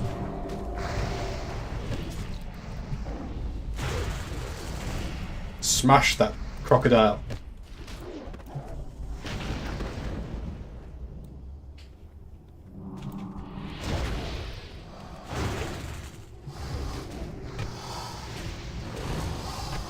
What's interesting playing this character is getting used to having downtime between attacks. That's one thing I forgot about with the two-handed shaman. There is a good bit of downtime, but it's cool, I like it, and ultimately I get to swing this thing around. Will say it though, I massively preferred the Bloodstorm War Totem. The Blood Chad War Totem was much better looking than the Corrupted Smashbringer, I must say. Not that I have like a real problem with the Smashbringer, it's just not as cool.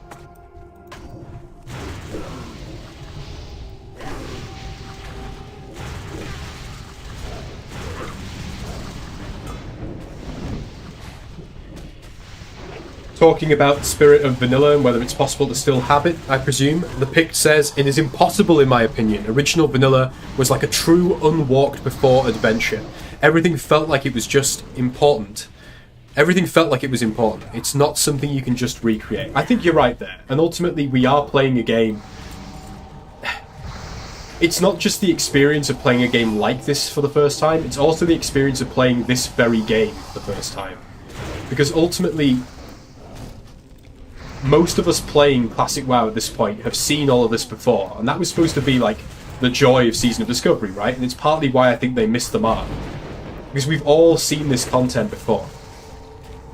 Most of the content you'll see in SOD is content we've seen before. So it's hard to not get it. It's hard to get as excited as you did back then, whenever your first time was. I'm going to just turn this down slightly. Just while we're answering these questions, because it's good chat. Can I skin these? Oh, yes, sir. Gonna make me some money.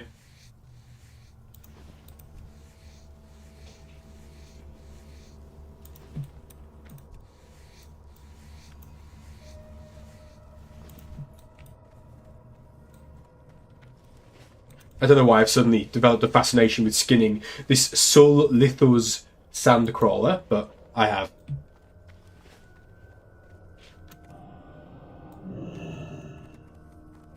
Yeah, so let me give my 2 cents. It's kind of relevant to something I was mentioning earlier, Joggo, if you're still there, just to answer your question more fully. I think that a big problem with the classic versions we have today is that you are experiencing classic WoW in an environment in which Blizzard has numerous different versions of WoW, and you have players bouncing between all of these things. Simultaneously, a lot of the people that are coming to Classic for the first time, whether it was 2019 or now, are coming from a background of modern gaming. Yeah? There are people who are in their 20s now, or who will be in their 20s this year, who weren't born when WoW came out, right? There are adults who are coming to try WoW for the first time now, who were not even born when vanilla WoW came out. And it's important to bear that in mind. They bring with them a completely different frame of reference with gaming. I'll read what you've replied, but just to say it. So that's part of the issue. You've got people who are coming to the game who have no idea what the spirit of vanilla even is, because to them, vanilla WoW is a game that their parents played, in some cases, right? So that's the first thing. And the second thing is that the mentality that modern retail WoW has instilled in the majority of players, even those who prefer classic over retail, is one of impatience. And Classic WoW and the other MMOs that came before it, like EverQuest, Asheron's Call, Ultima Online, they weren't about impatience. They were about the very opposite. They were about taking a long time to do very little, but enjoying it despite the fact. So you're kind of set up in a bad situation where you've got a player culture which doesn't value the conditions, if you will, of the original game. The conditions which led to the original game's success. That's the problem as I see it. What's weird though is that you can still get what I would consider to be the classic spirit or the vanilla spirit, but to get it, you have to either go to things like the Fresh projects on Zandalar Tribe EU or Deviant Delight US, or, must be said, I experienced it a lot on private servers. I was saying just before you joined the chat, Joggo, I remember playing on Nostalrius back in the day, and the spirit on Nostalrius was, for the most part, a spirit of gratitude and joy. People realised that there were very few places where they could go to get a high quality classic WoW experience, and they were experiencing one of those places. And they cherished it, and they enjoyed each other's company, and they made the most of the experience. That was my recollection, having been there and played it. But what we're playing is Blizzard's version of Classic WoW, the version that draws in players from retail and mock remix, that draws on ideas from those versions of the game, that includes things like the WoW token, for example, and the cash shop, for no real reason, because these things didn't even exist in Vanilla or Wrath of the Lich King, for the most part. Most of Wrath of the Lich King didn't exist. WoW token certainly didn't exist then, but was in Wrath Classic, it's in Kala Classic. So, in this version of Classic WoW, it's very hard to maintain anything resembling a classic spirit, because the players don't really understand it for the most part, and the game devs don't cater to that. The point that stood out for me in relation to SOD was that we as a community complained too much about the tough leveling phase. This led us to getting experience and other boosts just so we could stop playing the game sooner. We players are standing in the way of our own happiness, I feel. I fully agree with that, and I said this at the start of this stream. I started off this stream, for anyone who wants to go back and listen to me rambling and mumbling on like an idiot for the first half an hour. I started the stream by talking about what went wrong with Phase 3 of SOD. And ultimately for me, it's because Blizzard did two things wrong. They massively elongated the phase. We all know this. We all know they elongated the phase. But also, they didn't have the confidence that they needed to allow players to experience content at a slow, fulfilling, vanilla-style pace. They introduced the Nightmare Incursions, which were obviously, whatever it is they say, they were obviously designed to allow people to level quickly. That's why they introduced them. That was a fail, because I know people, there was one of them in our guild, who leveled from 40 to 50 in a single afternoon because of Nightmare Incursions. They never even left that area. They just did Feralis Nightmare Incursions. That's all they did, from 40 to 50, and in literally one afternoon of no braining it and running around, they'd gotten to 50. That was Blizzard's fault, because they did not trust themselves. Then they have Discoverer's Delight, which shortens the experience again. And all of this instills in the player base a view that it must be wrong to enjoy those sides of the game. You know, you've got to make use of the incursions because we need you to get to max level if you want to join the new stuff. That's the mentality that Blizzard pushed into the game, and players did complain. But players took advantage of the systems that Blizzard put in there because of their own lack of confidence. So ultimately, it does come down to Blizzard for me, and I feel sorry for them, because as a developer, it must feel like they're damned whether they do and they're damned if they don't. But you have to, as a developer, you have to know and anticipate what your players are going to do. And you've got to plan for the worst behaviours, like the nightmare spamming. You've got to plan for that. And you've got to take steps accordingly, but they didn't, and look what happened. By the end of that first weekend, before they nerfed it, like, I would say a good 30% of players have gotten to level 50. Min-maxing culture, yeah, leads to that speed running mentality when it comes to leveling. But Blizzard don't do any of us any favours by catering to it.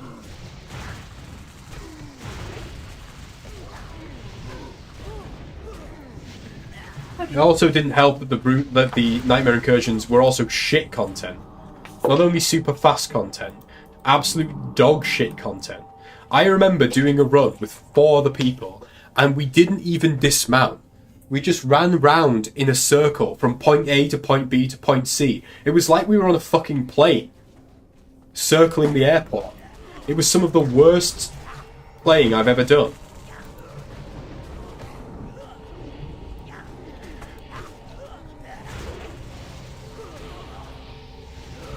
Reddy says, that's a big issue, that players feel like they're behind because of the crazy min-maxes. Yeah, as I say, the game, though, cannot cater to the min-maxes if it wants to succeed. That's my view. If it wants to succeed for the people who don't min-max, it can't cater for those people. And it did with Phase 3. It really did. I mean, look at the Wild Offerings. Wild Offerings were practically set up to be spammed. Why do I say this? Because all of them had a skip mechanic. Every single one. With Zul'Farrak, I can't really show it here, but with Zul'Farrak, you took the left passage at the start of the instance. With BFD, you took the left passage at the start of the instance. And with Mara, you did a scepter run. So what could have been a cool mechanic was basically set up with an invitation. They might as well have had a tip in the loading screen saying, do you know you can shorten how long it takes to do this and make it really mindless by spamming it this way.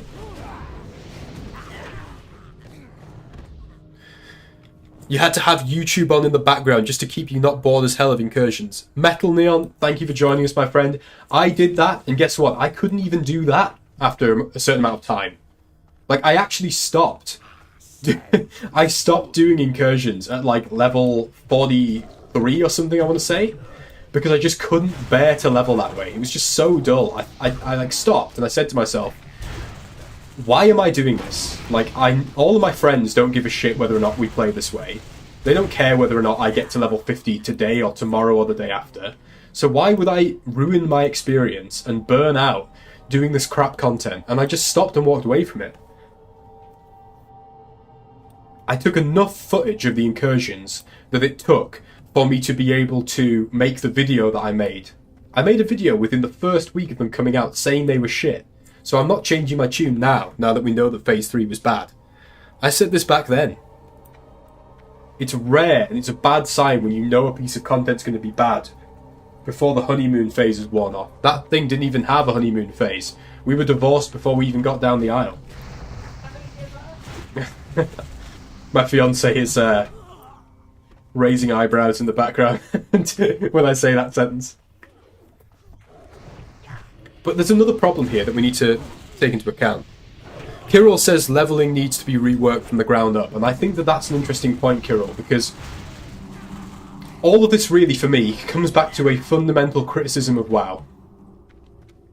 And again, I'm going to have to borrow from Josh Drypace for this one, because it's his video that really opened my eyes to this. World of Warcraft is a vertical MMO. We could compare that to something like, say, RuneScape, old school RuneScape, which is a horizontal MMO. Progression in World of Warcraft, whether we're talking about Season of Discovery, Vanilla WoW in 2004, or retail World of Warcraft in War Within when it comes out, it is a vertical MMO. Progression is about getting the next level. It's about getting the better damage item. It's about completing the next higher difficulty raid. It's all about going up and up and up to the next harder, more difficult thing, the next number, the next level, that kind of mentality, right? That's a vertical MMO. If we compare that to something like RuneScape, do we have any RuneScape players here? Any OSRS players here? What do you do when you log into RuneScape? What's the objective? What is the main objective? Because it isn't, I must go to this place to level. Yeah, you have skills, you level skills, and you have quests and stuff. But you are not being told by everything in the game. And in the case of retail, literally by prompts in the adventure guide when you log in. You are not being told, you must do this. You have to do this. 1 second, guys.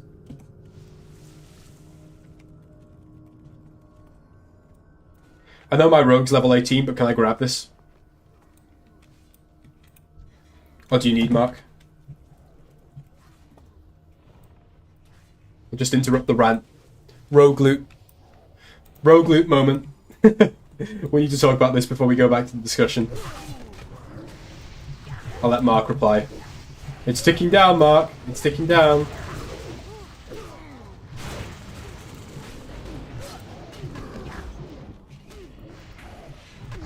You don't need it. Cool. Legends, the lot of you. What am I going to get rid of? I think I'll get rid of my 10 tender crocolisk meat. A very valuable item. There we go. Yeah, so to get back to what I was saying.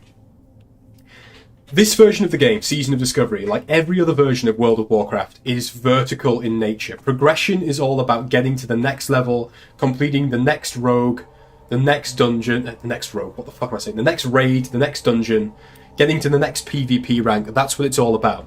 And the problem with that is that it has a, it's the benefit, I should say. I'll start with the benefits of that. The benefit of that, and the reason why World of Warcraft did so well, is it's very easy to get invested in a vertically designed MMO. Anyone, whether they are a 5-year-old kid or a seasoned veteran player, can understand the allure of leveling up. We love doing this in life, don't we? I want to get to the next paycheck in life, you know, in my job. I want to get the next promotion. I want to get the next big house. It's materialistic, and we understand that in our modern age. We get that. It makes sense to us. We can resonate with that. And so it's easy to resonate with and feel compelled by a vertically designed MMO game. But the problem is that it gets stale quite quickly, and you finish the content quite quickly too. How many times have we run Zul'Farrak? How many times have you leveled 60? How many times have you gone through this race? And yes, it's nostalgic, and yes, it's fun. And yes, the fact that it's an MMO means that every night you might get a slightly different experience. But the reality is that leveling gets dull. And that's why people want to skip it. I don't blame them for wanting to skip it.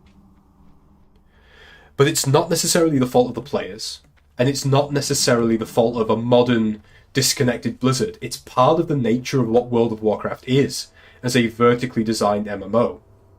Which is why, if it was me designing Classic Plus, I'd be wanting to include more horizontal content. More mini-games, more class quests. Class quests for things like mounts, class quests for things like cool armor. Stuff to run alongside stuff. It's why I quite liked the way attunements worked in the Burning Crusade. Because I think that it's very cool that with the Burning Crusade, there was a very convoluted, intricate attunement system that meant that vertical progression, it felt a little bit more like horizontal progression than it was. It gave the illusion of horizontal design. So, you know, I just think it's important. There's no real point with what I'm saying. It's important to bear in mind that these are, to an extent, the flaws of World of Warcraft as a game. Leveling does get stale in a vertical MMO.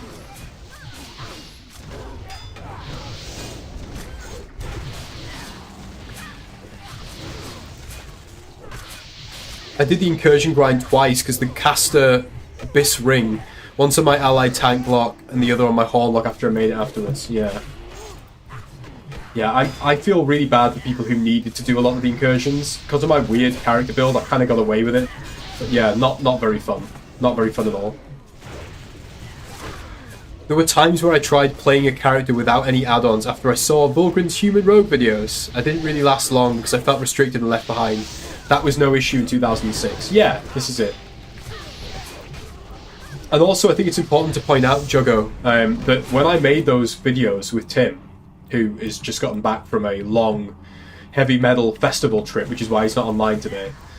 When we made those videos, that was on a resurgence of fresh players coming to the Classic era servers. And I think it's important to mention that, because those people, like the private server folks, they cherished the game. So we got a lot of that interaction, and that helps make a vertical MMO feel more horizontal. You feel like you're playing with people and you don't know what's going to happen next. The game feels fresh as a result. But ironically, the min-maxers, the people that want to rush the leveling, they don't really play with other people. Or they do, but they don't talk to other people. Just like in retail, because it's a retail mentality. And as a result, they get bored even more quickly. They burn out more quickly. Because they're not playing with others. They're not taking their time and savouring the content. They're blitzing through it on their own. And they wonder why they get bored. And the problem is Blizzard then caters to them and designs content around them, and that is the mistake. That is one of the crucial mistakes that led Phase 3 to be so bad. For me, one of the worst parts of Phase 3 was the Darkmoon card. Basically turned the game into pay to win with real money trading and gold buying. Yeah. Yeah. Kirill says, I have a detailed plan how leveling should be done. Too much free time as an assistant professor. How would you do it, Kirill? Hit me. I'm interested. See if you can summarize it for me if you can. Let's have the cliff notes. You don't need to apologise, Joggo. I honestly, look, the best thing about streaming for me, without a shadow of a doubt, it's quite hard to talk and discuss things and debate properly whilst playing the game and trying to actually help my party to some extent, but the best thing about this for me is getting to have these discussions, because I love game development, I love MMOs, and I love Classic WoW. So discussing the development of Classic WoW is just like, it's my favourite thing. It's my favourite pastime when streaming. I love it even more than killing Alliance. Maybe. Maybe not, actually.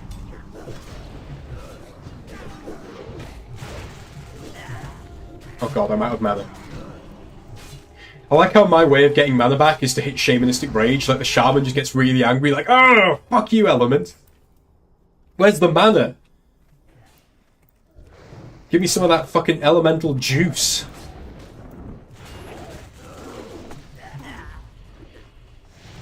The Elemental Edge Maxer. Sounds like a weapon from Blackwing Lair.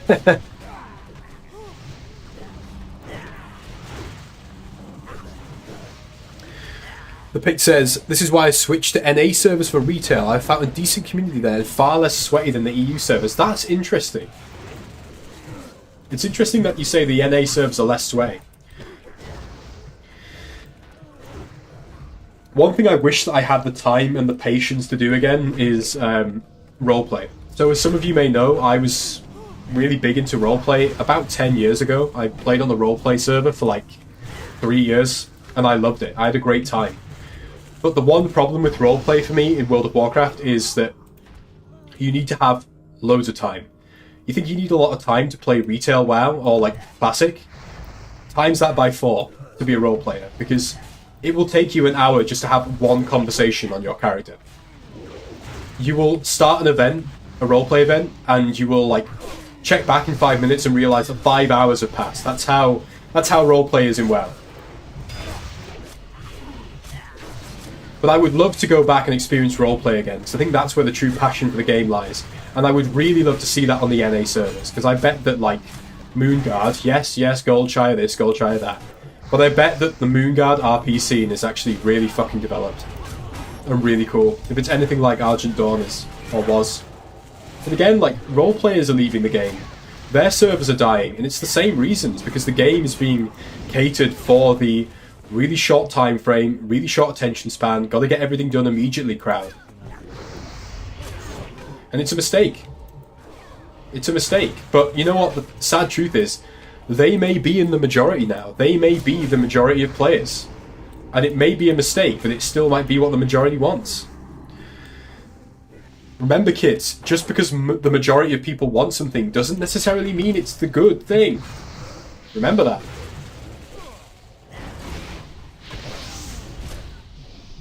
People can have bad ideas that take off.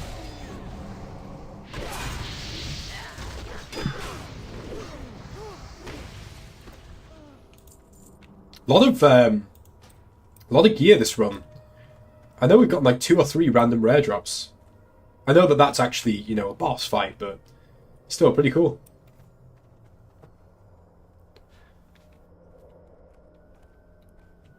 I don't know if it's just me, but I feel like griefing became way more common in Phase 3. It's why I swapped off Ally on Crusader Strike, because of multi-boxing hunters camping Darkmoon Faire, making it impossible to get. Glad Shamanistic Rage is becoming baseline next phase, gonna make tanking as a Shami less annoying. Oh, it's becoming baseline. I've really not looked a lot, to be honest. Should say a lot about how I feel about the way the game's gone. What other runes do I have in that slot? Fuck all currently.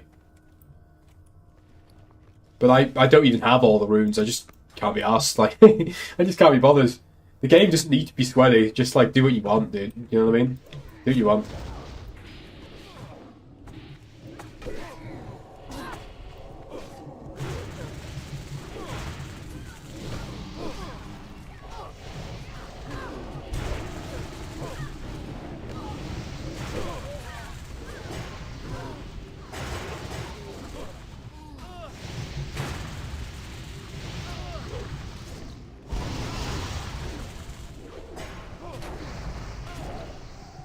People roleplay anyways, even if you don't do it like all the time. Yeah. And that's what I wish the game was like. You know, we talk about the spirit of vanilla. I think the spirit of vanilla, things worked a lot more like how it was in that human playthrough, Joggo. Seeing as you mentioned the human playthrough. I think the spirit of vanilla was a lot like that. People went out of their way to kind of pseudo roleplay, or like light roleplay as their characters. Even the idea of class fantasies and class identity echoes this. Class identity was at its strongest in vanilla WoW. Rogues played like rogues. Hunters played like hunters, you know? I like that. That's how the game should be. Things should be done to try and promote people to play like what their class is themed like. That's my view. That's kind of why I like roleplay server, because I think that they recapture some of the magic. We had so much negative thoughts about WoW for like always. What are nice things that you experienced in WoW recently? Yeah, it's a good question, Joggo. We talk about all the negative stuff. What are the nice things I've experienced? Well, honestly, my experience of the first two phases, and even the very beginning of Phase 3 of SOD, was really good. One thing that really comes to mind for me is the experience I had of the Blood Moon PvP event and of the Dark Riders Rune questline. Those are two things that I really enjoyed. I thought that Blood Moon was a great example of that horizontal content that I've talked about. Because the Blood Moon, for me, I could run Blood Moon with a group of friends just at any time, just to chill out. I thought it was really fun, it was really messy, but in a fun way. A great addition to PvP in the game, in my opinion. And I like the rewards. I had a lot of fun grinding it out to get the weapon that I'm using right now. And I'm happy that I've stuck with that weapon throughout all of Phase 3. I got this in like week 2 of Phase 3. And I've had it all the way since. And I like it. I like that. I think it's cool. So, Blood Moon. Really enjoyed it.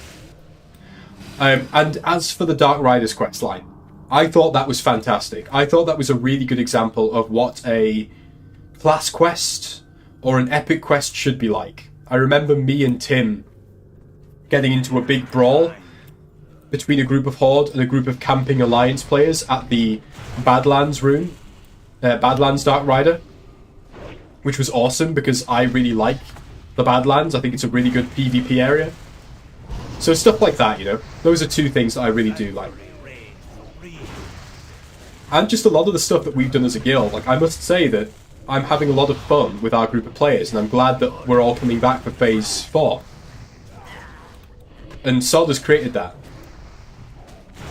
So yeah, there's a couple of good things. It's definitely not all negative, no way at all. And I think that SOD could have been a lot worse. And I think with Phase 4 it will be a lot better.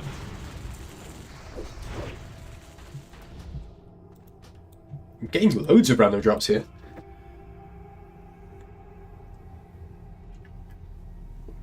They're replacing it with a rune that lets Shami's Ghost Wolf indoors and gives them 10% damage reduction in that form, so it'll be good Warsong Gulch flag carriers. Is that Shamanistic Rage? Metal Neon, I'm assuming? Radu says, I liked the rogue runes with the dude that sent you inside the dungeons. No spoilers, Radu. I've not leveled my rogue yet, but I am excited. I think that the runes are a good idea. I think that, like, as class quests, they're a really good shout. The problem is just that when you tie that discovery, that exploration, that secret finding to player power, it incentivizes that min-maxer attitude to reign supreme. That's the problem. People will rush to Wowhead, and I've done this, and I know you guys have done it too, because we're all encouraged to do it. You're not going to go out and look for a rune that might take you on your own a week to find, if you know somebody else has found it. Not when it's tied to your player power. It's cool when you stumble across something, and that is something that we've got. I've experienced that a few times. But generally speaking, runes for me have been a case of looking things up, and it didn't need to be like that.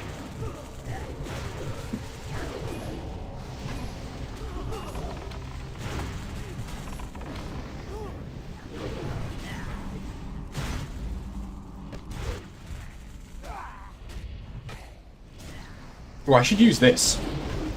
I I should definitely use this, given that I've got a rune on for it.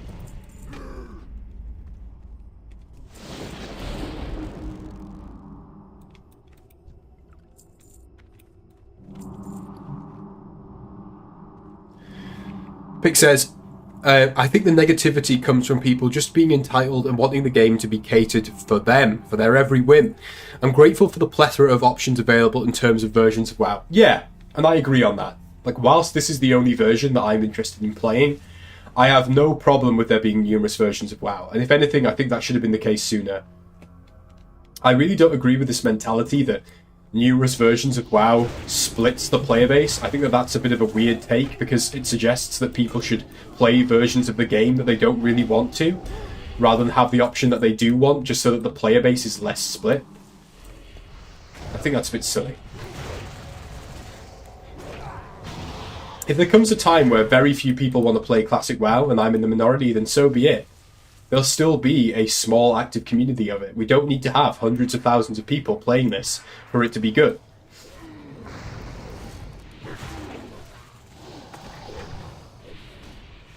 Gotta go, guys. Thanks for all the great conversations and your honest thoughts. Hey man, Jogo, it's been really good having you here. Hope to see you in another one. It's been really good to speak to you again, dude. Have a nice night.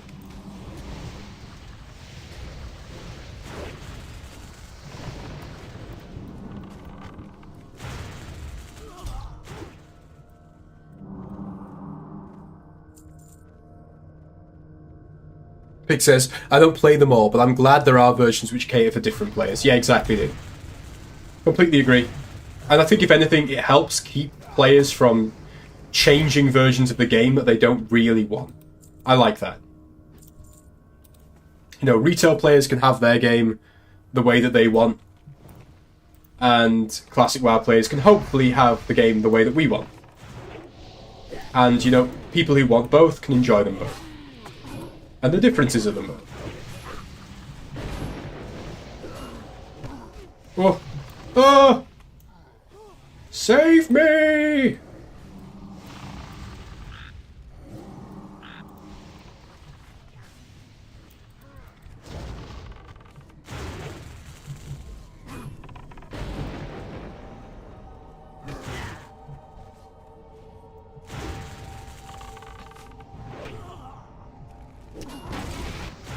Boom. Destroyed. Annihilated. Not at all, Joe. Not at all. Is he 44 yet? Yeah, he is. Good.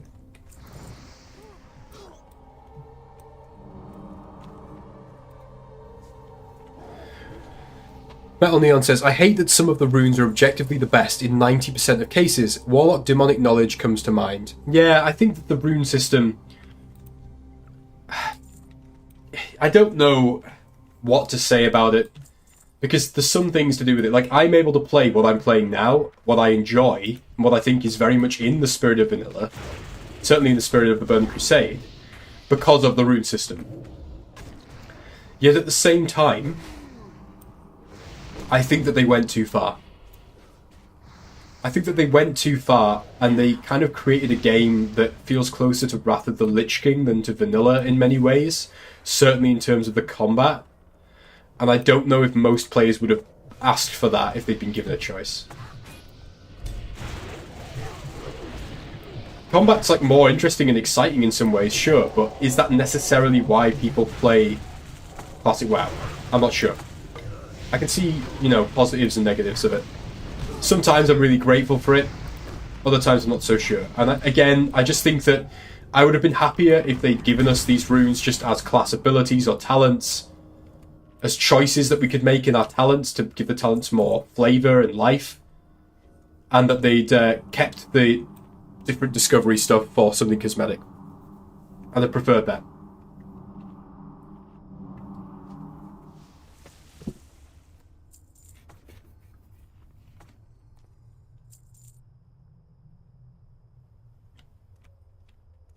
The new class chain quest at level 50. Class chain quest at level 50? I don't recall. Oh, is that the one that took you into Sunken Temple to get a piece of gear?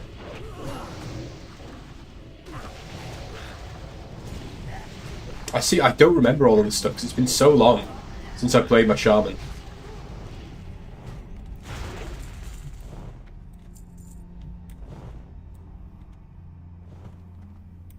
Now this is something I do like. You want to know something that I enjoy? This. I thought that the actual Wild Offering bosses were a cool idea. The first time I did this, it was really hard. And I find the general idea of Wild Offerings and the vendor in Felwood cool. The problem is the way they made it all skippable, spammable content. It should not have been like that. It should have been a daily thing. That's how you could have kept it fresh. A daily thing. You can do the 3 dungeons once a day each. That's what it should have been. Simple solution.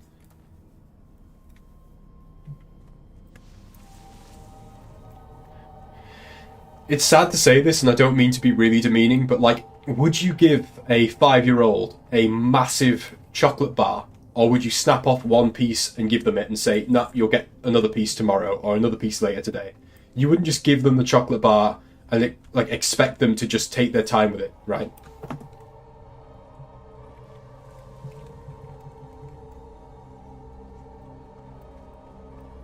Oh.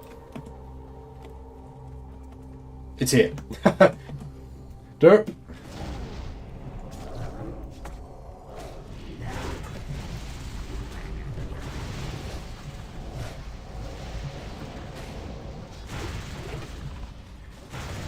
I think Metal, it's important to bear in mind as well that, again, it's one of the problems of that vertical designed MMO stuff. Like, in a game where getting the higher damage level, getting the higher power level, being able to tank more, etc. is the main goal, people will always seek out the best option, the objective, numerically best option.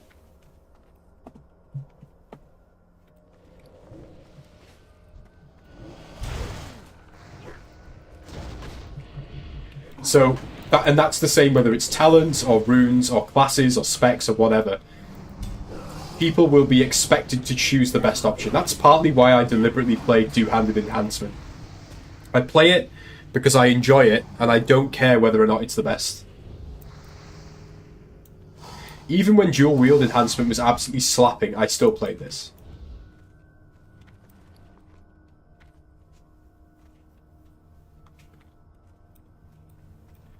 This rune selection to me reminds me of similar issues that I have with the loadout system in games like Team Fortress 2, where there are a lot of dogshit items that never get used. Yeah, I don't even have all the runes.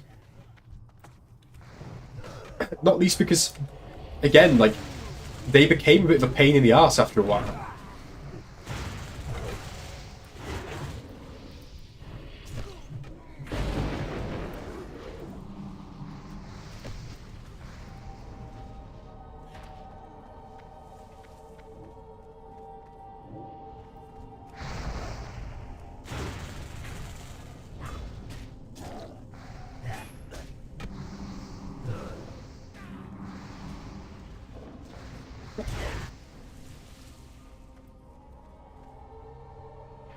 I'll let Joe grab some mana.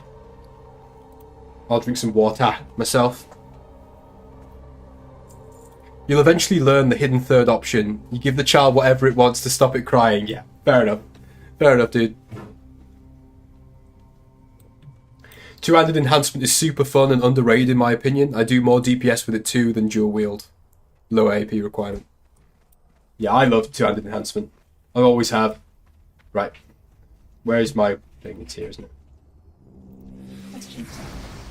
Yeah? You know when we shot the other day before? Sure. Do you know where the land is? Are they not in the... No. They're not. I've got no idea where they are now. I'm worried I've got 2 rotten red peppers. I think that they're probably in a bag somewhere. There are no bags anymore. I'm going to check No. they're floating around in the back of your car. Yeah, They're maybe. like a week old now. God. Best of luck. Godspeed. Seeking, like, mouldy red peppers from weeks ago.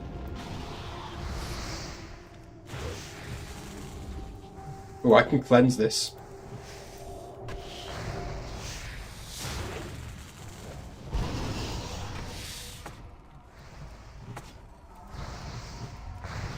See, stuff like this is what Classic WoW is really about for me. A group of guys killing a giant monster for fun, just having a laugh, you know? That's what it's about. That's the joy to me. I'm so bougie. I've got like a little bowl of Lindor chocolates here. That's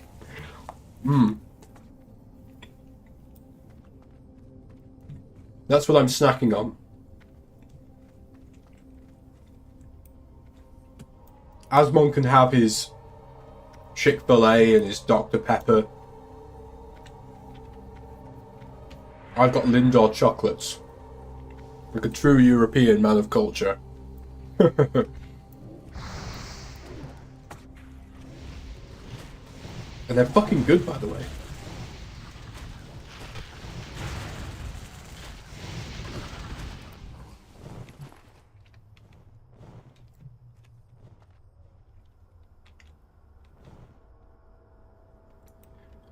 Are we just clearing? We may as well, right?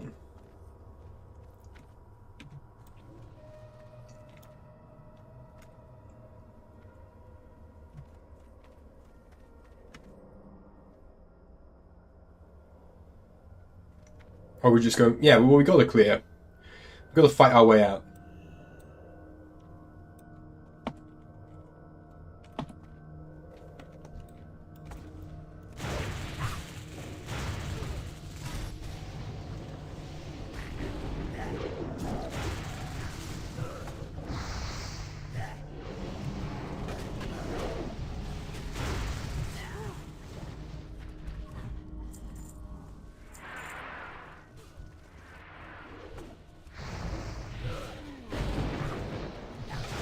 I think if I ever do get to a point though where I'm just fully bored of SOD, where I feel like, you know, they've missed their opportunity, I probably will just like Sudoku my channel by going to Turtle Wow. Just checking it out, seeing if it is truly the promised land. That's probably how I'll shoot myself in the foot. Good news and there's bad news. There's good news and bad news, Louisa says. Come here and tell us the good and bad news. So before you tell us, right, so Louisa went out to find some red peppers that she thought might have been sat in my car for a week. Right, we bought loose red peppers. We bought 3 red peppers. Were they in a bag or were they loose? I can't remember if we did loose ones. I think we did loose ones. Yeah, I think we did do loose ones. What's the good news? They're not in your car. What's the bad news? They're not in your car. Saving Somewhere. Private Pepper. Somewhere there are 2 rotting red peppers. Well, to be fair, somewhere there are 2 rotting red peppers anywhere, right? Yeah, the problem is somewhere in our house. Hope Tim's not watching, he's not going to want to come to it. He's asleep, don't worry. Look, he's coming to England. Like, this is just the authentic medieval English experience. Like, rotting. But we're not throwing them in his head. True, yeah, we're going to put him in the stocks and throw rotting vegetables at him. That's how we're going to start it off. I'll help you look after I'm done. Like, what? I'm going to stream and you're scrambling around looking for peppers. If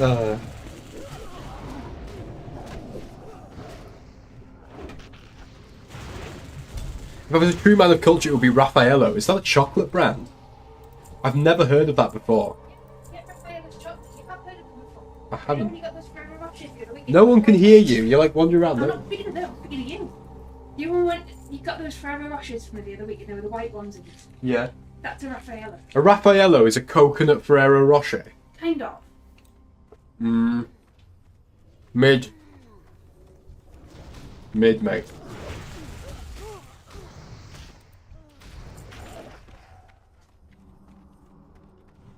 This trinket, phase 4. Box of Lindor chocolates. Raises party morale by 10%. That's the secret legendary item. Box of Lindor chocolates.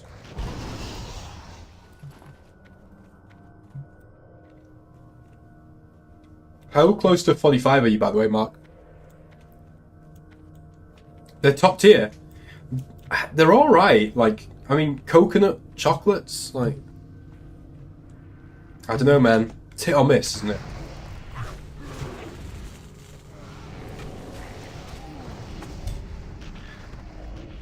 Not needing top DPS is why I tend to like Sod's PvP. All I know about Sod's PvP is that I went into Warsong Gulch on this character, on this two-handed enhancement shaman, and I absolutely demolished it. Not a particularly good PvP player. Not like particularly geared or anything. I had what you see on me now, pretty much. Walked in there and just obliterated the place. I literally was sat in there in the Alliance graveyard. Just killing anyone that came out. Wind Fury weapon, the corrupted Smashbringer. Bish bash bosh.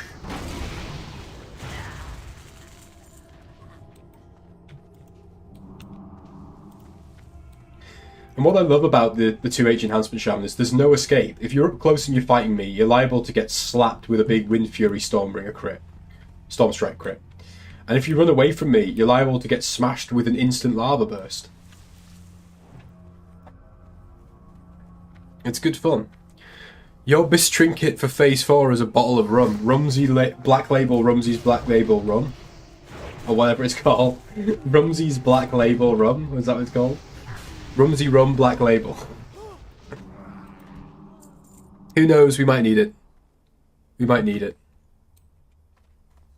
You might need the rum to get through it. Some of my favourite vids that I've done was when I played the Survival Hunter on retail. That's going back a long time. Obi-Wan. That's a name I've not heard in a very long time. That's how I feel about the Survival Hunter videos, dude. That was a long time ago. I really did enjoy the Survival Hunter in retail. Back in BFA. BFA, was it? Shadowlands. Really enjoyed it. The problem picked that I had was that outside of Arena, there wasn't really any incentive to PvP. It's such a shame because War Mode was one of the best additions that they brought in BFA. Really, really good addition. And yet, they just squandered it. Launch of BFA, the battles that we got in, was so good.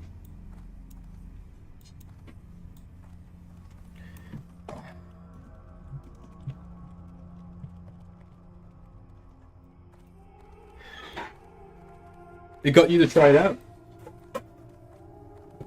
What the fuck's going on over there? I don't want to know. I'm scared. You put this snow together in the stupidest possible places. Getting told off. Did you enjoy it, Picked? Is this where you tell me that you main it to this day? I'd be amazed if you do.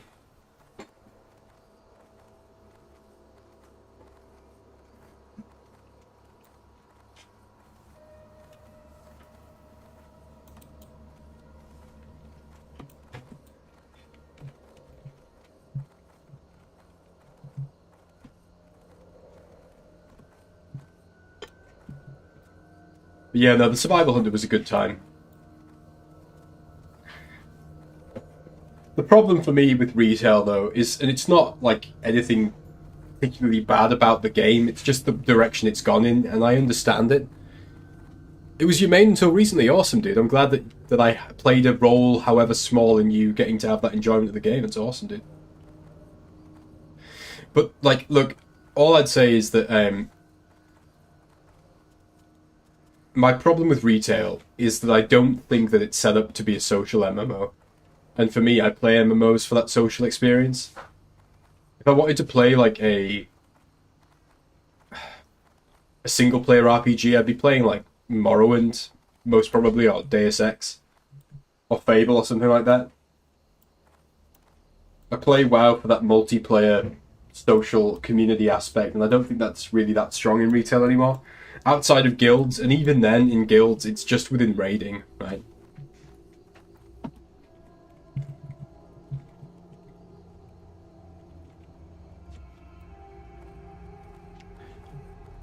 Yeah, I think we'll probably leave it there for tonight, guys. To be fair, I just realised it's like 9:30 here, and I've got some shit I need to do in the house. It's been a good one. I've really enjoyed the stream. I won't be around on Friday because I am going to check out my wedding venue. We are going to check it out and make sure everything's spick and span for the wedding in like 5 months' time. So that's why I'm not going to be around on Friday. But I will do a stream on either Thursday or Saturday, depending on when the new phase comes out. If the phase comes out like at a reasonable EU time on Thursday, I'll stream then. If not, I'll stream on Saturday. So that's when the next stream will happen. But until then, guys, either Thursday or Saturday, I will stream on YouTube, I think, as well. So any of you guys who watch on YouTube, I'll do it again on YouTube, because why not? It'll be fun. But yeah, really good talking to you guys, especially you, Metal, and you, Picked, because I've not spoken to you guys before, certainly not in a long time. So really good to see you both. And I hope to see you on